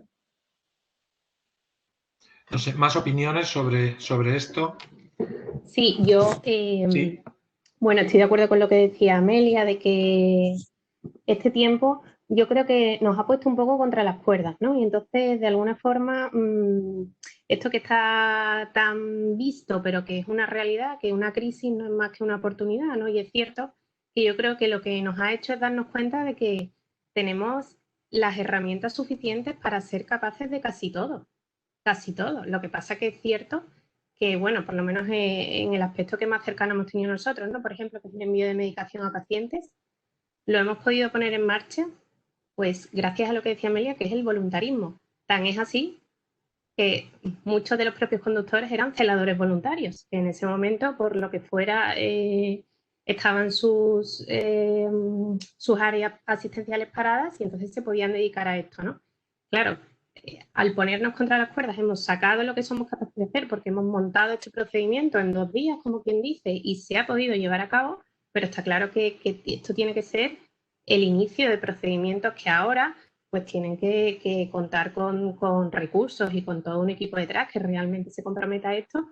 Pero yo creo que de alguna forma nos hemos zarandeado, ¿no? Nos ha ayudado a decir, oye, que toda esta excelencia que se pretende que consigamos, podemos llegar a alcanzarla. Pero está claro que bueno, que tenemos que desarrollarla con garantías. Y de alguna forma también estoy muy de acuerdo con lo que decía Amelia, de que nos ha permitido vernos, ¿no? Nos ha permitido que nos vean. Como decir, oye, esto que llevaban tan en silencio, este trabajo de investigación, que cómo funcionaba, pues nadie le echaba más cuenta, ¿no? Ahora que ha tenido que reinventarse, pues tenemos a gente muy válida que es capaz de llevarlo a cabo y somos un país que está muy en la punta de todo el tema de investigación, ¿no? Yo también quiero agradecer, porque antes se me ha olvidado y ha sido fundamental en este periodo, la guía que nos ha dado la agencia para toda la puesta en marcha de los procedimientos que hemos hecho en este tiempo. Para nosotros esas medidas excepcionales fueron como la Biblia que íbamos siguiendo para cada pasito que íbamos dando y diciendo, bueno, venga, aquí tenemos la guía, ¿no? Todo lo que vayamos sacando que vamos a ir haciendo en base a esto, ¿no? Ha sido, la verdad que fue como la luz, porque en medio de ese caos de no saber por dónde avanzar, vinieron como los puntos fuertes, ¿no?, sobre los que actuar. Así que bueno, que que sea esto una oportunidad, una crisis de oportunidad. Sí, a mí me gustaría añadir solo un comentario que bueno, ya se ha, ¿no?, leído entre líneas, y es que estos 3 meses, ¿no?, seguramente hemos oído hablar de nuestras profesiones más que nunca en la vida, ¿no? A nivel de medios de comunicación se ha hablado más de ensayos ahora que hace 20 años, ¿no? Por lo tanto, yo creo que es una oportunidad también para nuestros gobiernos, ¿no?, de que vean la importancia de España, ¿no?, la situación del país absolutamente impresionante que ya tiene en investigación, y de cara a la pregunta, ¿no?, de cómo ser competitivos, pues hombre, yo creo que si ahora, ¿no?, nuestros gobernantes no son capaces de ver la importancia de la investigación, de la dotación de infraestructuras para seguir en esta posición, pues nos van a pasar por delante, porque en tiempos nos van a ganar, ¿no?, y seguramente en encontrar pacientes también. O sea que yo creo que también tenemos ahora la responsabilidad, ¿no?, de vivir este momentum, ¿no?, de la importancia de la investigación, para que se vea también lo frágil que es y las necesidades que hay que todavía no están cubiertas, ¿no? Igual que nuestro sistema sanitario también, ¿no?, se ha demostrado lo fuerte que es en cuanto a las personas que lo han tirado adelante, y lo frágil que es en cuanto a ciertos déficits de infraestructuras, ¿no?, que hemos visto montando hospitales de campaña, ¿no?, que son situaciones ciertamente excepcionales, ¿no?, y que hay que entender la excepcionalidad, pero bueno, que también ponen de manifiesto ciertas deficiencias del sistema, ¿no? Y creo que ahora sería bueno aprovechar esto para reivindicar que es más necesario que nunca la inversión en investigación en España desde todos los puntos de vista, desde el privado, que ya, ¿no?, está aquí representado por Farmaindustria, pero también desde el sistema público. Claro. Añadir. Adelante, por favor. Bueno, Paco. ¿Sí? ¿Yo? ¿David? ¿O quién? David, adelante. Sí, no, simplemente es que, sí, básicamente es lo que iba a decir yo también. O sea, hay que dotar de recursos a todas estas buenas prácticas o prácticas que son implementables para que puedan ser una realidad. O sea, ahí estoy de acuerdo completamente. Y como dijo Aitana, esto es una crisis, hay oportunidad, tenemos que aprovechar la oportunidad. Y para esto también creo que voy a barrer hacia mi tejado, ¿no? Tenéis que preguntarnos más a las organizaciones de pacientes, y esto lo lanzo en general, para todos, porque creo que también podemos ayudar a que muchas de estas cositas o estos procesos que se están viendo, darles una visión real desde nuestro punto como pacientes. Entonces creo que es básico que contéis con nosotros. Ya la agencia y Farmaindustria y con muchas compañías tenemos continuo, y con promotores independientes tenemos continua comunicación, ¿no? Y esto creo que es básico, que contéis con nosotros para mejorar todo. Y lo que dijo Joana, dotar de recursos a estos magníficos profesionales que tenemos. ¿Alguien más quería hablar? Gracias, David. Sí, yo quiero también añadir como comités, como uno de los comités, digamos, más voluminosos, ¿no?, en cuanto a estudios clínicos, ensayos clínicos en España, sí que decir lo mismo nuevamente, y estoy totalmente de acuerdo con Aitana. Esto ha servido es verdad, para dar visibilidad a toda esta actividad que hay. Es verdad que el tema de ensayos clínicos ha estado en la prensa, se ha dicho en los hospitales, cuando el ensayo clínico muchas veces ha sido como esa investigación que era un poco oscura, digamos, ¿no? O sea, el proyecto básico, otro tipo de proyectos, parecía que era una investigación más importante. Sin embargo, el ensayo clínico ahora se ha visto la relevancia que tiene, la relevancia que siempre ha tenido. Y yo en ese sentido estoy contenta. Creo que se ha dado esa visibilidad, pero es verdad que se ha hecho un esfuerzo en esta situación de emergencia. Todo el mundo ha dado el máximo, se ha conseguido esa excelencia que se espera de este país, pero que no es posible continuar apoyando eso en el voluntarismo de las personas. En el caso de los comités, como sabéis, los profesionales que forman parte de los comités no son profesionales de la evaluación, ellos tienen sus tareas y sus trabajos aparte. La parte profesional es la secretaría técnica. Sin una secretaría técnica profesional bien dotada no se puede evaluar más. El cuello de botella, digamos, está en la secretaría técnica. Si una secretaría técnica tiene poco personal o, digamos, si el personal que hay en un momento dado falla, no hay nadie más que pueda sustituir, es un riesgo, o sea, es una situación de mala planificación por parte de los hospitales y espero que en este momento se puedan dar cuenta de que eso pues tiene que estar, digamos, dotado de los recursos necesarios, porque puede haber muchos investigadores, muchos proyectos, mucha gente con ganas de investigar, pero si hay un cuello de botella en una secretaría técnica, es complicado el poder mandar a evaluar a los miembros del comité los proyectos, los ensayos clínicos y cumplir con todo lo que requiere la normativa, con todos los plazos, que son muchísimos, y que es que la calidad en este ámbito del ensayo clínico es primordial y esencial. O somos excelentes o no vamos a hacer ensayos clínicos, eso está clarísimo.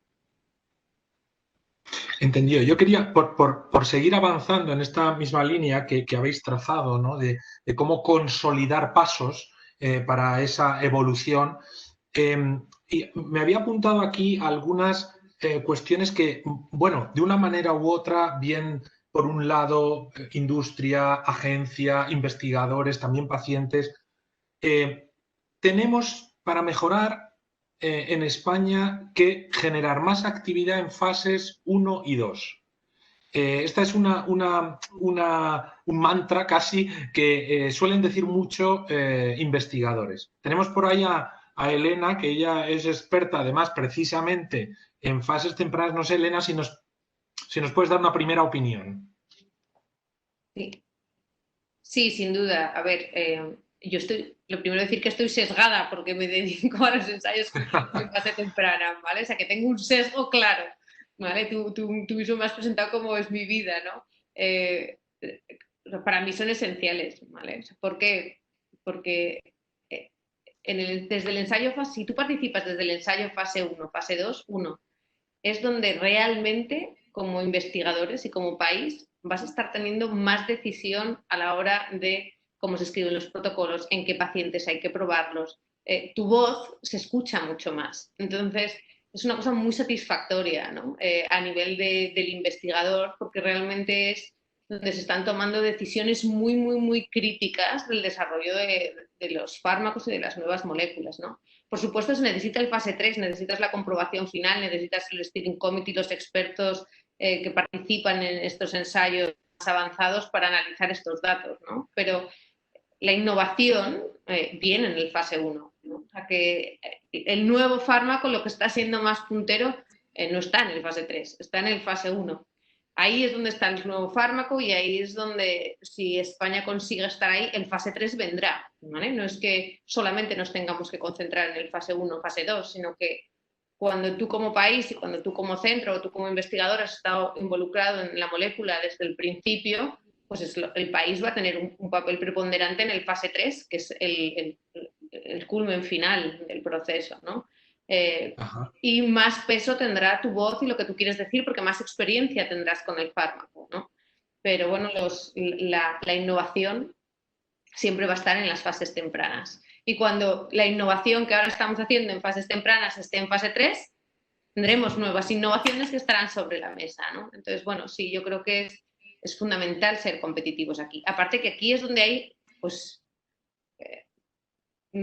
menos centros, ¿no? Trabajando o menos, al final, al haber menos posibilidades de participar en estos ensayos, donde realmente tienes que, bueno, pues tener la calidad extrema, ¿no? Que decía, que hablábamos anteriormente, porque ahí es donde van a decir, bueno, pues tú sí o no. Hablando de estudios en oncología donde a lo mejor somos 4 centros, o hay 4 centros, 5 centros, 6 centros.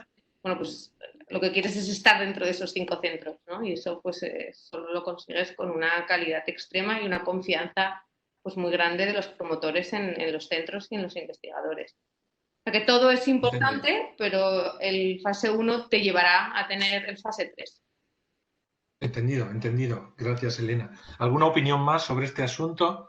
Bueno, yo quería añadir que no puedo estar más de acuerdo con Elena en todo lo que ha dicho. Yo creo que España les ha hecho valer en los ensayos clínicos de fase 3, estamos bien colocados y preparados, pero nosotros, al menos como agencia, tenemos claro que el nicho en el que queremos competir como país es en captar los fase 1, pero además por las razones exactas que ha dicho Elena. Si tienes la fase 1, tienes todo lo demás.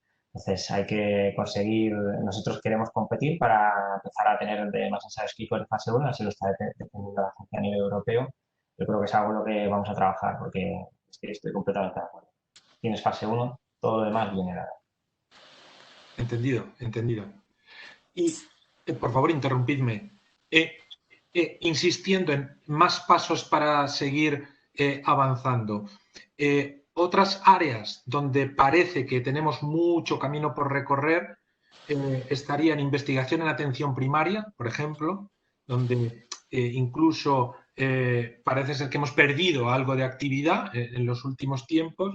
Y después también una cuestión que se plantea es si tenemos, y somos buenos y lo hacemos bien, y aquí se está poniendo de manifiesto, investigación clínica en hospitales concentrado en pocas comunidades autónomas y tenemos otras que tienen menos actividad.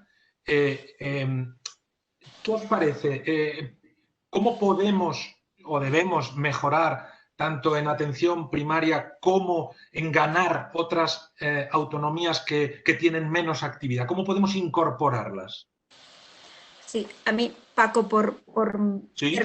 terminar con la pregunta anterior, y ahora te contesto lo que preguntabas de atención primaria y otras comunidades. Efectivamente, yo creo que España da un paso en fases tempranas, especialmente quizá más fase 2 que fase 1, pero parte de la posición de España en estas fases tempranas, donde las compañías, me consta que para nosotros la investigación en fase 1 y 2 viene a ser el 50% de la investigación que los promotores realizan en el país, es por el nivel también tan excelente, ¿no?, de nuestros profesionales.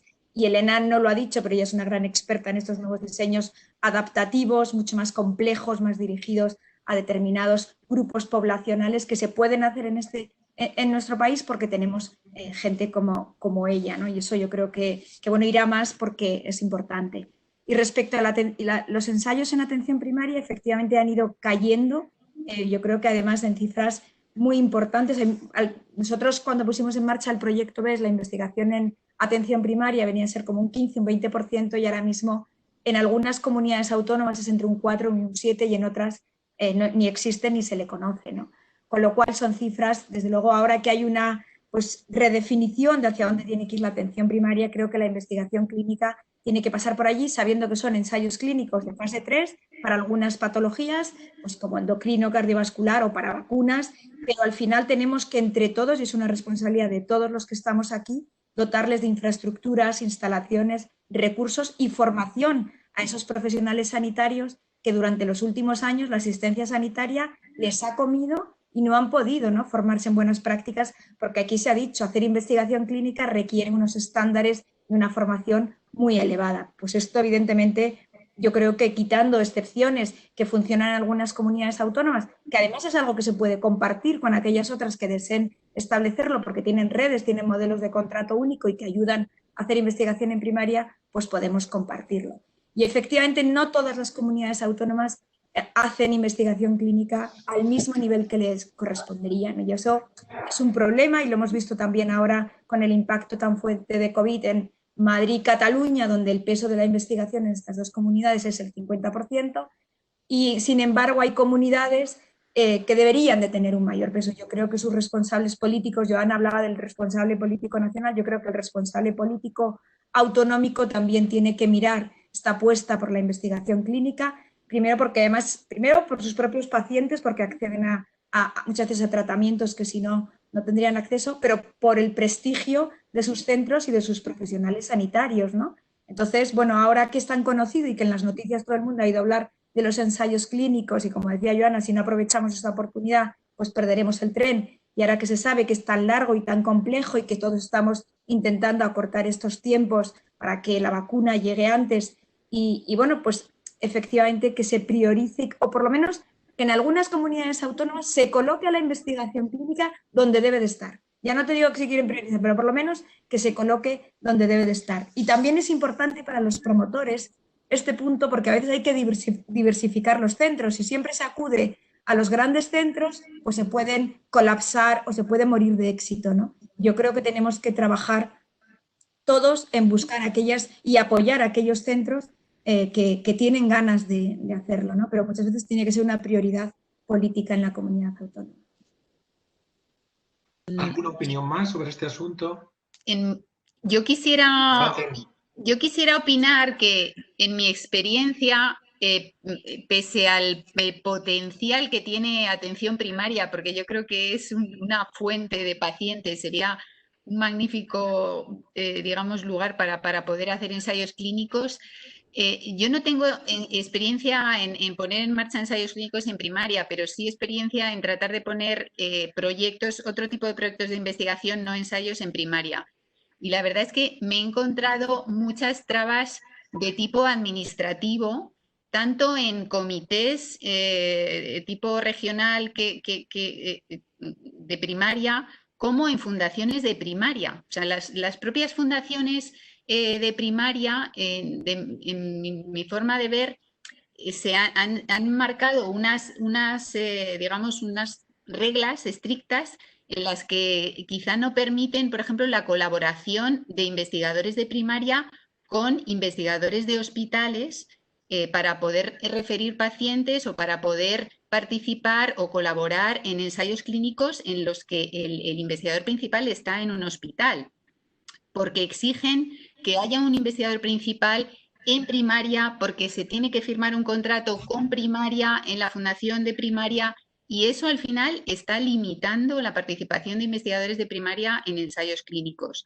Creo que en estos casos, sinceramente, las fundaciones tendrían que hacer convenios de colaboración y que de un contrato clínico que se firme en un hospital con un investigador principal se pueda derivar y haber un presupuesto para el investigador de primaria que está haciendo parte o está reclutando al paciente en primaria y luego lo va a mandar al hospital. O sea que creo que esa flexibilidad tiene que existir y creo que en muchos casos los promotores tiran la toalla de involucrar a primaria por todas las trabas y las comisiones de primaria que se inventan en algunos casos para controlar esa investigación. Creo que tienen que ver de nuevo el beneficio que es investigar y que no tienen por qué poner, digamos, esas limitaciones a que los médicos de primaria puedan participar. Claro. Entendido. Yo puedo hacer un comentario que... Sí, claro. Mira, a mí una cosa que siempre me ha llamado la atención es que se diferencie tanto, ¿no?, entre investigación y asistencia, ¿vale? Creo que lo que tenemos que entender todos es que la investigación es parte de la asistencia. Si queremos hacer una medicina asistencial de calidad, pasa por integrar la investigación. No vale lo de este es un paciente en asistencial, este es un paciente en investigación. Todos los pacientes se merecen tener lo mejor de las dos cosas, de los protocolos que estén en investigación y lo mejor de la asistencia. Y el paciente es siempre el mismo, esté recibiendo un tratamiento asistencial o esté recibiendo. Entonces no deberíamos diferenciarlo tonto a nivel conceptual, de personas que se encargan de una cosa, personas que se encargan de otra, totalmente separado. Yo creo que si todos, y la opinión pública también entiende que dentro del proceso médico la investigación es parte, o sea, que no es que sea un extra, sino que es parte de la mejor calidad en la medicina, entonces podremos todos ser más flexibles, incluidos investigadores, incluidos médicos que tienen que mandar los pacientes, o sea, todo. Todo es entender que no existe, o sea, que en cosas obviamente sí existe la separación y tiene que haber un expertise y tiene que haber, bueno, pues muchos protocolos normalizados de trabajo. Claro, no estoy quitando eso, solamente a nivel conceptual, en un paciente concreto, tenemos que ser capaces de integrar las dos cosas. Entendido. Bueno, se nos va el tiempo volando, de verdad, me da mucha rabia por la cantidad de personas que están siguiendo el webinar y por la cantidad de ideas que se están poniendo sobre la mesa. Pero bueno, antes de daros una última intervención para que podáis cerrar alguno de los asuntos o añadir algún aspecto, sí quería darle la palabra a David. Él ya ha mencionado, digo, como representante de pacientes, un poco para que nos lance un poco dónde está el mensaje o mensajes, un poco las cosas que más estáis desde el punto de vista de los pacientes echando de menos, ¿no? Hablamos de vuestra participación, hablamos de mayor integración del paciente. Hemos avanzado, no hace mucho lanzábamos esa guía con recomendaciones para la participación del paciente, donde habéis participado un montón de organizaciones, además de compañías farmacéuticas. Bueno, digamos que todos estamos en esa idea, pero supongo que queda mucho por hacer. David, ¿qué nos puedes decir de esto? Pues, hombre, sí queda mucho.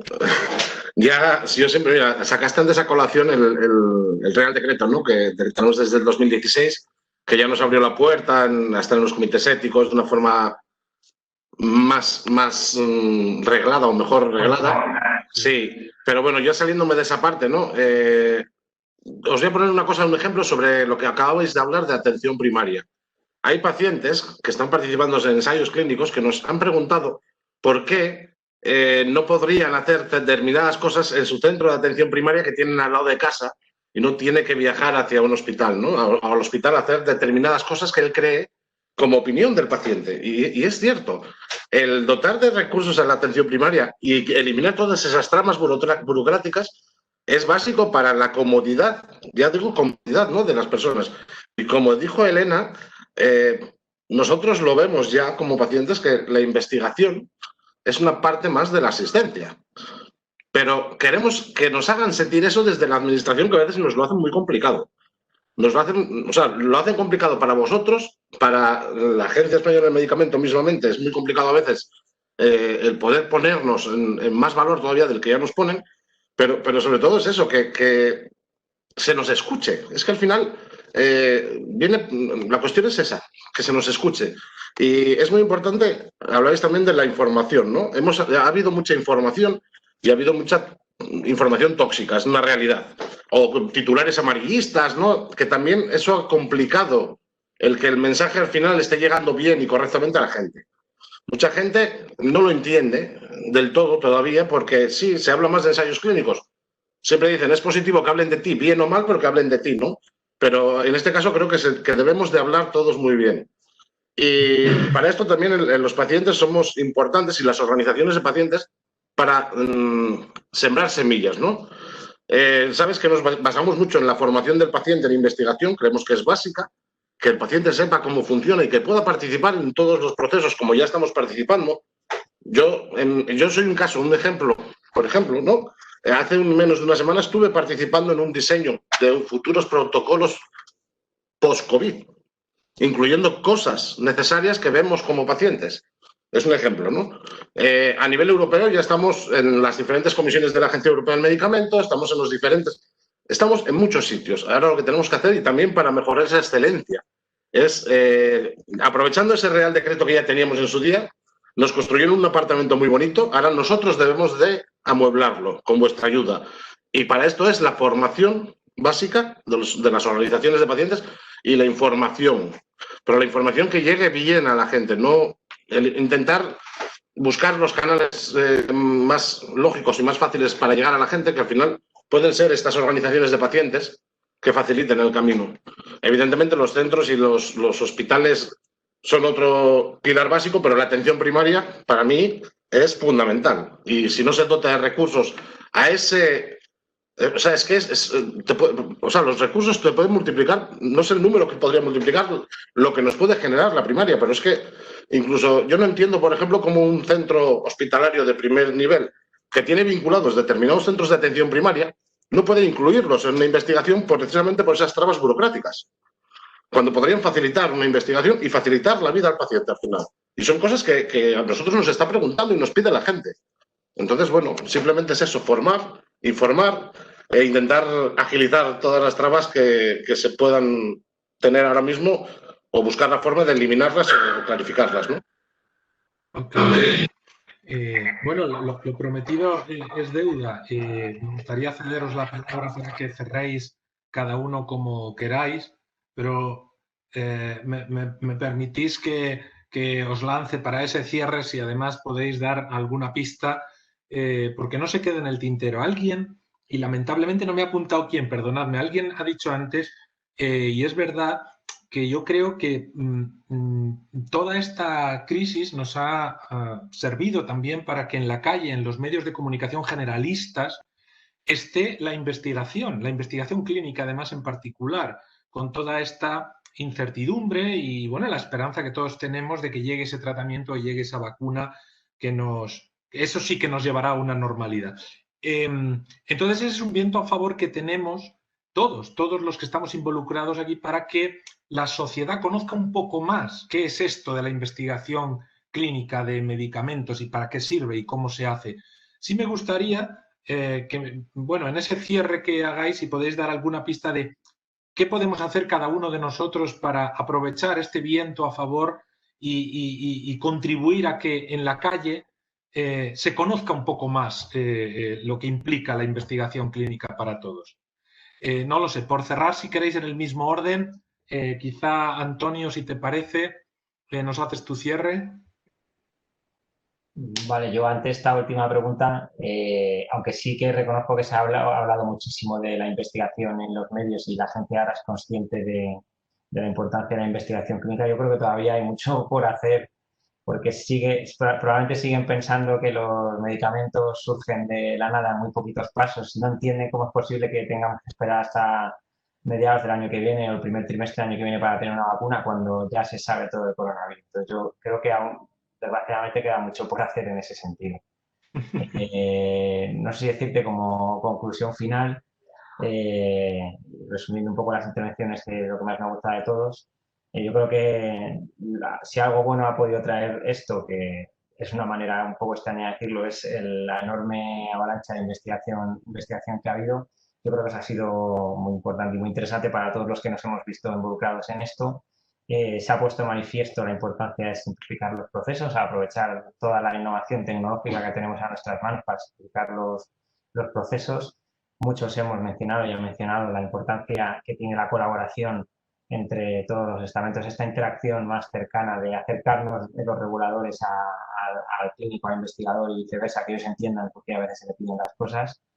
Y yo creo que lo han mencionado también muchos compañeros que han participado, es la necesidad de integrar todo el tema de investigación en la actividad asistencial de los médicos, que forme parte de la actividad asistencial todo el tema de investigación.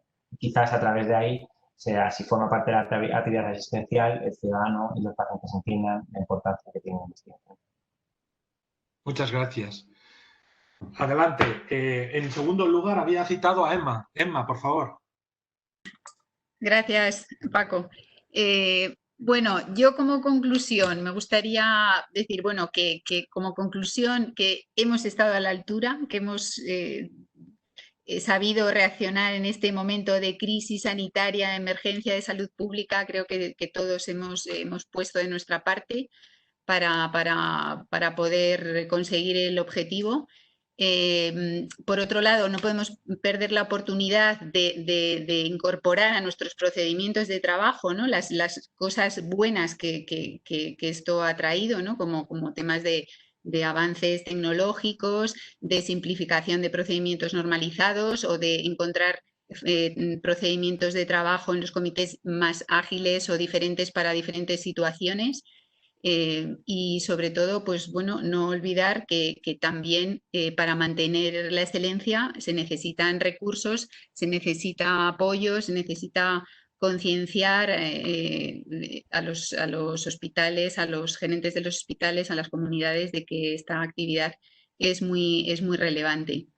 Y bueno, en cuanto al tema de la concienciación de la sociedad y de los pacientes, es verdad que nosotros ya tenemos hace tiempo incorporado a un paciente en nuestro comité. La verdad es que nos da una visión estupenda.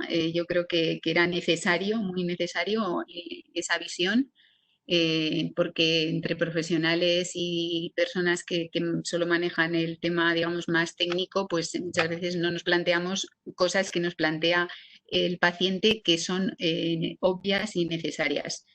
Y bueno, pues procurar desde todas las partes involucradas, pues hacer esa apuesta porque se conozca desde los comités el procurar que todos los estudios se registren en algún registro público en el que se pueda conocer qué investigación se está llevando a cabo, que también evitará duplicidades de otros investigadores que se planteen hacer una investigación. Claro. Muchas gracias, Emma. Elena, por favor. Bueno, yo también terminar dando la enhorabuena a todo el mundo, porque es verdad que creo que la capacidad que hemos mostrado como país para adaptarnos a esto ha sido increíble. Creo que también terminaría dándonos a todos el permiso de descansar, porque creo que, y no lo hemos mencionado, pero todo el mundo ha acabado cansado, ¿no? Yo, mis compañeros de trabajo, yo misma, todos, ¿no? Creo que hemos hecho un sobreesfuerzo enorme y es justo, ¿no? Que también nos lo sepamos agradecer a cada uno a sí mismo y también decir, oye, vamos a descansar porque esto sigue y sigue con fuerza y la investigación no para, ¿no? Entonces, creo que es importante que todos también paremos y retomemos pilas y energías, ¿no? En cuanto a la concienciación, yo siempre digo que todos somos embajadores de los ensayos clínicos.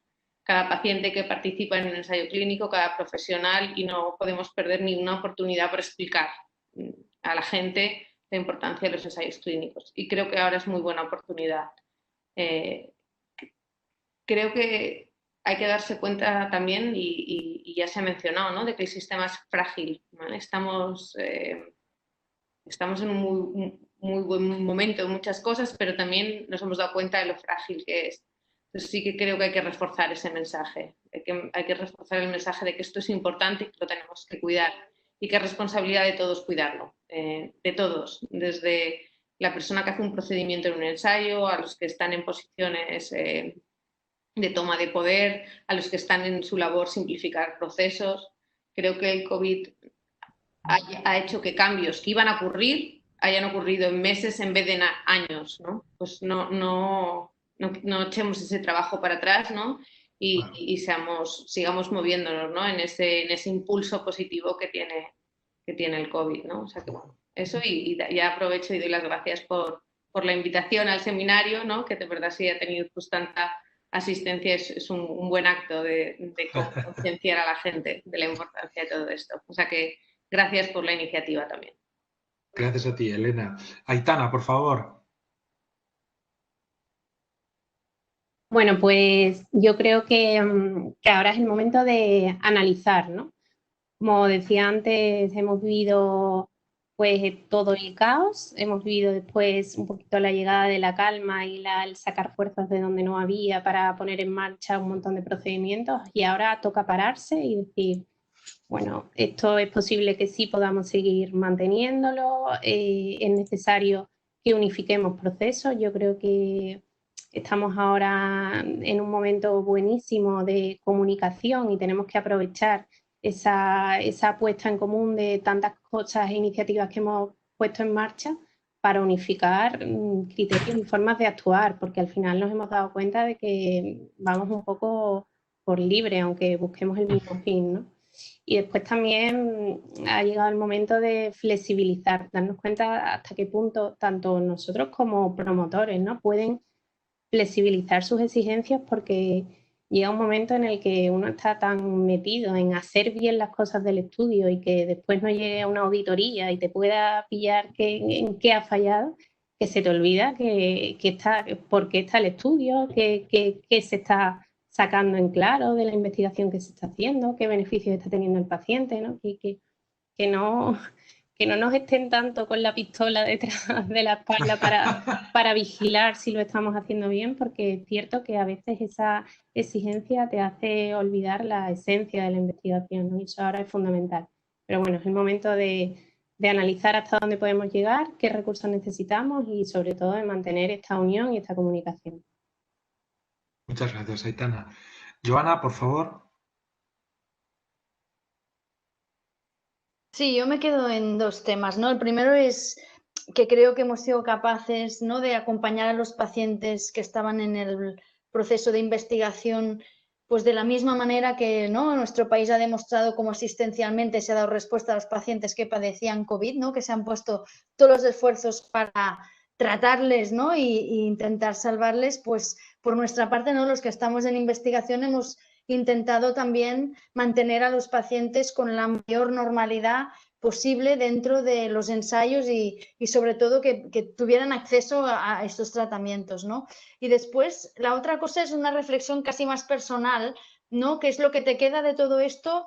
No, a nivel personal te quedas mucho con lo esencial, ¿no? O sea, cuando reflexionas con todo lo que ha pasado y te quedas con lo importante que es, ¿no?, estar con la familia, salir a tomar un café con los amigos, ¿no? Yo creo que en el ensayo clínico, y sin banalizar, nos tendríamos también que quedar un poco en lo esencial y que nos sirva esto de ejemplo de que las cosas se pueden hacer de otra manera, las cosas se pueden simplificar, no hace falta a veces tanta sofisticación, tanta prueba, tanta visita, tanta cosa, porque lo esencial, ¿no?, es lo que tendríamos que garantizar, que eso se puede hacer, ¿no? Y a veces perdemos un poco al final el norte, ¿no?, con tanta complejidad, y a lo mejor incluso esto podría ayudar, ¿no?, a una pregunta que decías antes de por qué hay centros que no se suman a esto, ¿no? Hombre, si lo hiciéramos todo un poco más fácil, a lo mejor esta investigación también llegaría a otros centros del país que se plantearían, ¿no?, que también se pueden sumar a la rueda. O sea que en esa parte creo que también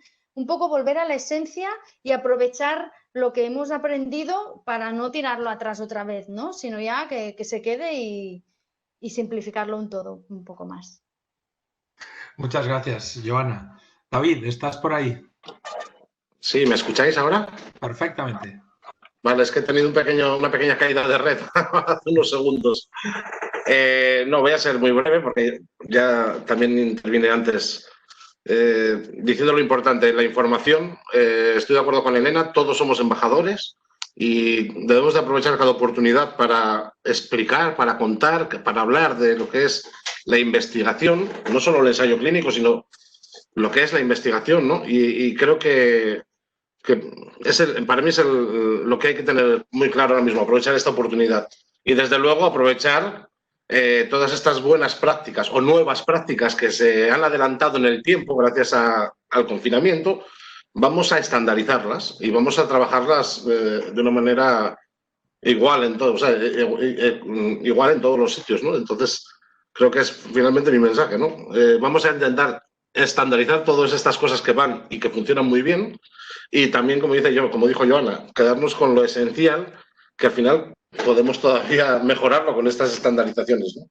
Y es comunicación y formación para los pacientes. Muchas gracias. Gracias. Y Amelia. Sí, gracias, Paco.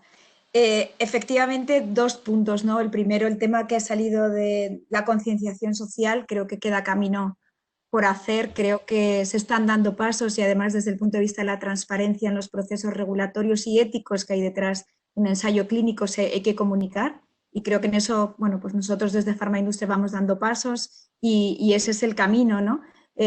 Hablaba David para los pacientes la formación. Yo creo que la formación hay que darla para todos, para toda la sociedad, porque todos somos pacientes, presentes o futuros.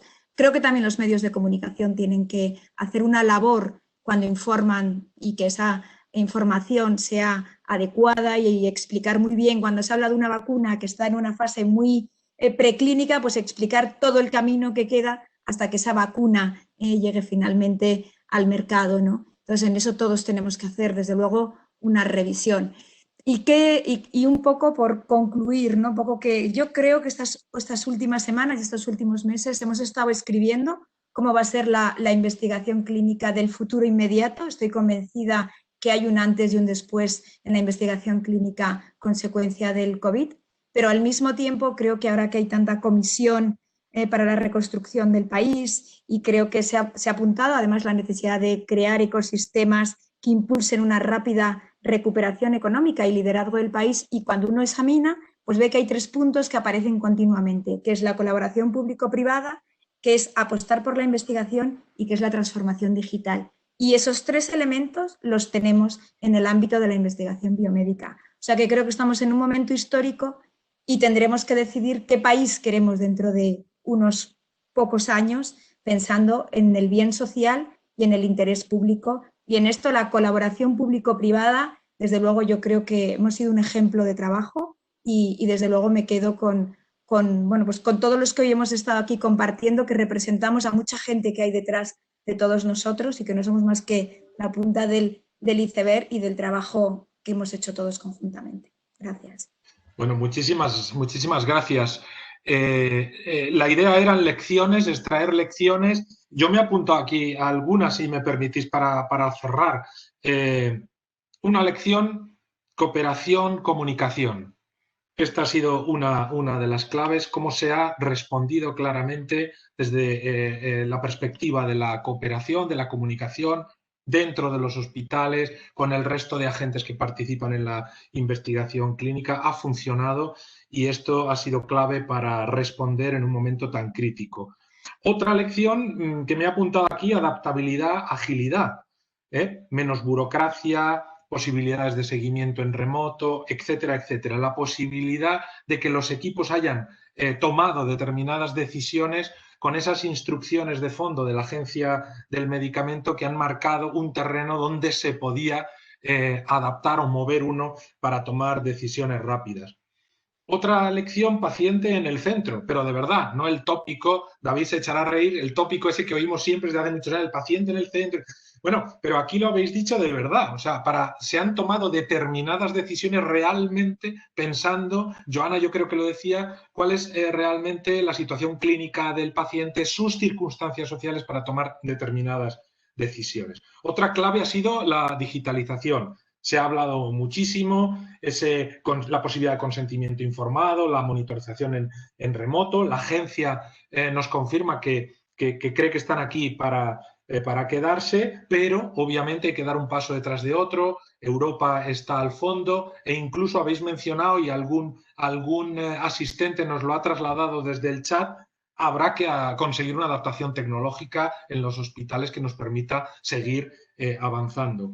Otra lección, voluntarismo, pero en este caso para lo contrario. Es decir, hemos sido capaces, como tantas veces los españoles, tirar de voluntarismo en un momento dramático. Todo el mundo da el do de pecho, todo el mundo arrima el hombro y resolvemos los problemas. Tenemos que ser capaces de consolidar procedimientos y dotar de recursos para avanzar, para consolidar todo esto y llevarlo del voluntarismo al procedimiento. También otra lección, fases tempranas, hemos hablado de ello. Si conseguimos hacernos con la fase 1, estaremos teniendo un protagonismo que nos llevará hasta el final con esas fases 3 y demás. Pesaremos más, nuestro criterio como investigadores, como país, pesará más. Más atención primaria, hemos hablado de ello. Vamos a ser capaces de derribar determinadas trabas burocráticas, vamos a recuperar terreno dotándoles de recursos, dotándoles quizá de infraestructuras y conseguiremos remontar. Estímulo a las comunidades autónomas menos activas, ahí también hemos hablado de la necesidad, quizá también de nuevo facilitar las cosas para que otros hospitales, otras regiones se sumen a esta carrera. Y luego me ha gustado mucho, pues como quizá lección, somos embajadores. Es decir, tenemos ese vientecillo a favor de que estamos un poco más presentes, todos, unos, otros, somos embajadores a nuestro nivel.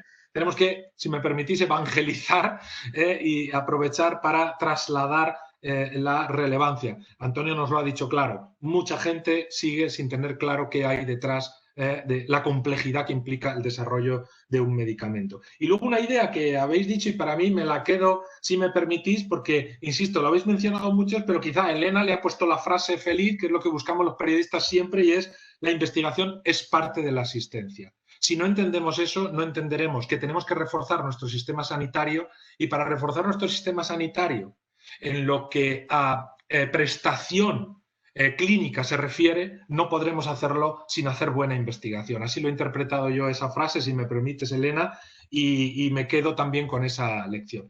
De verdad, nos hemos pasado de tiempo, os quiero pedir disculpas a todos, a los ponentes, a las personas.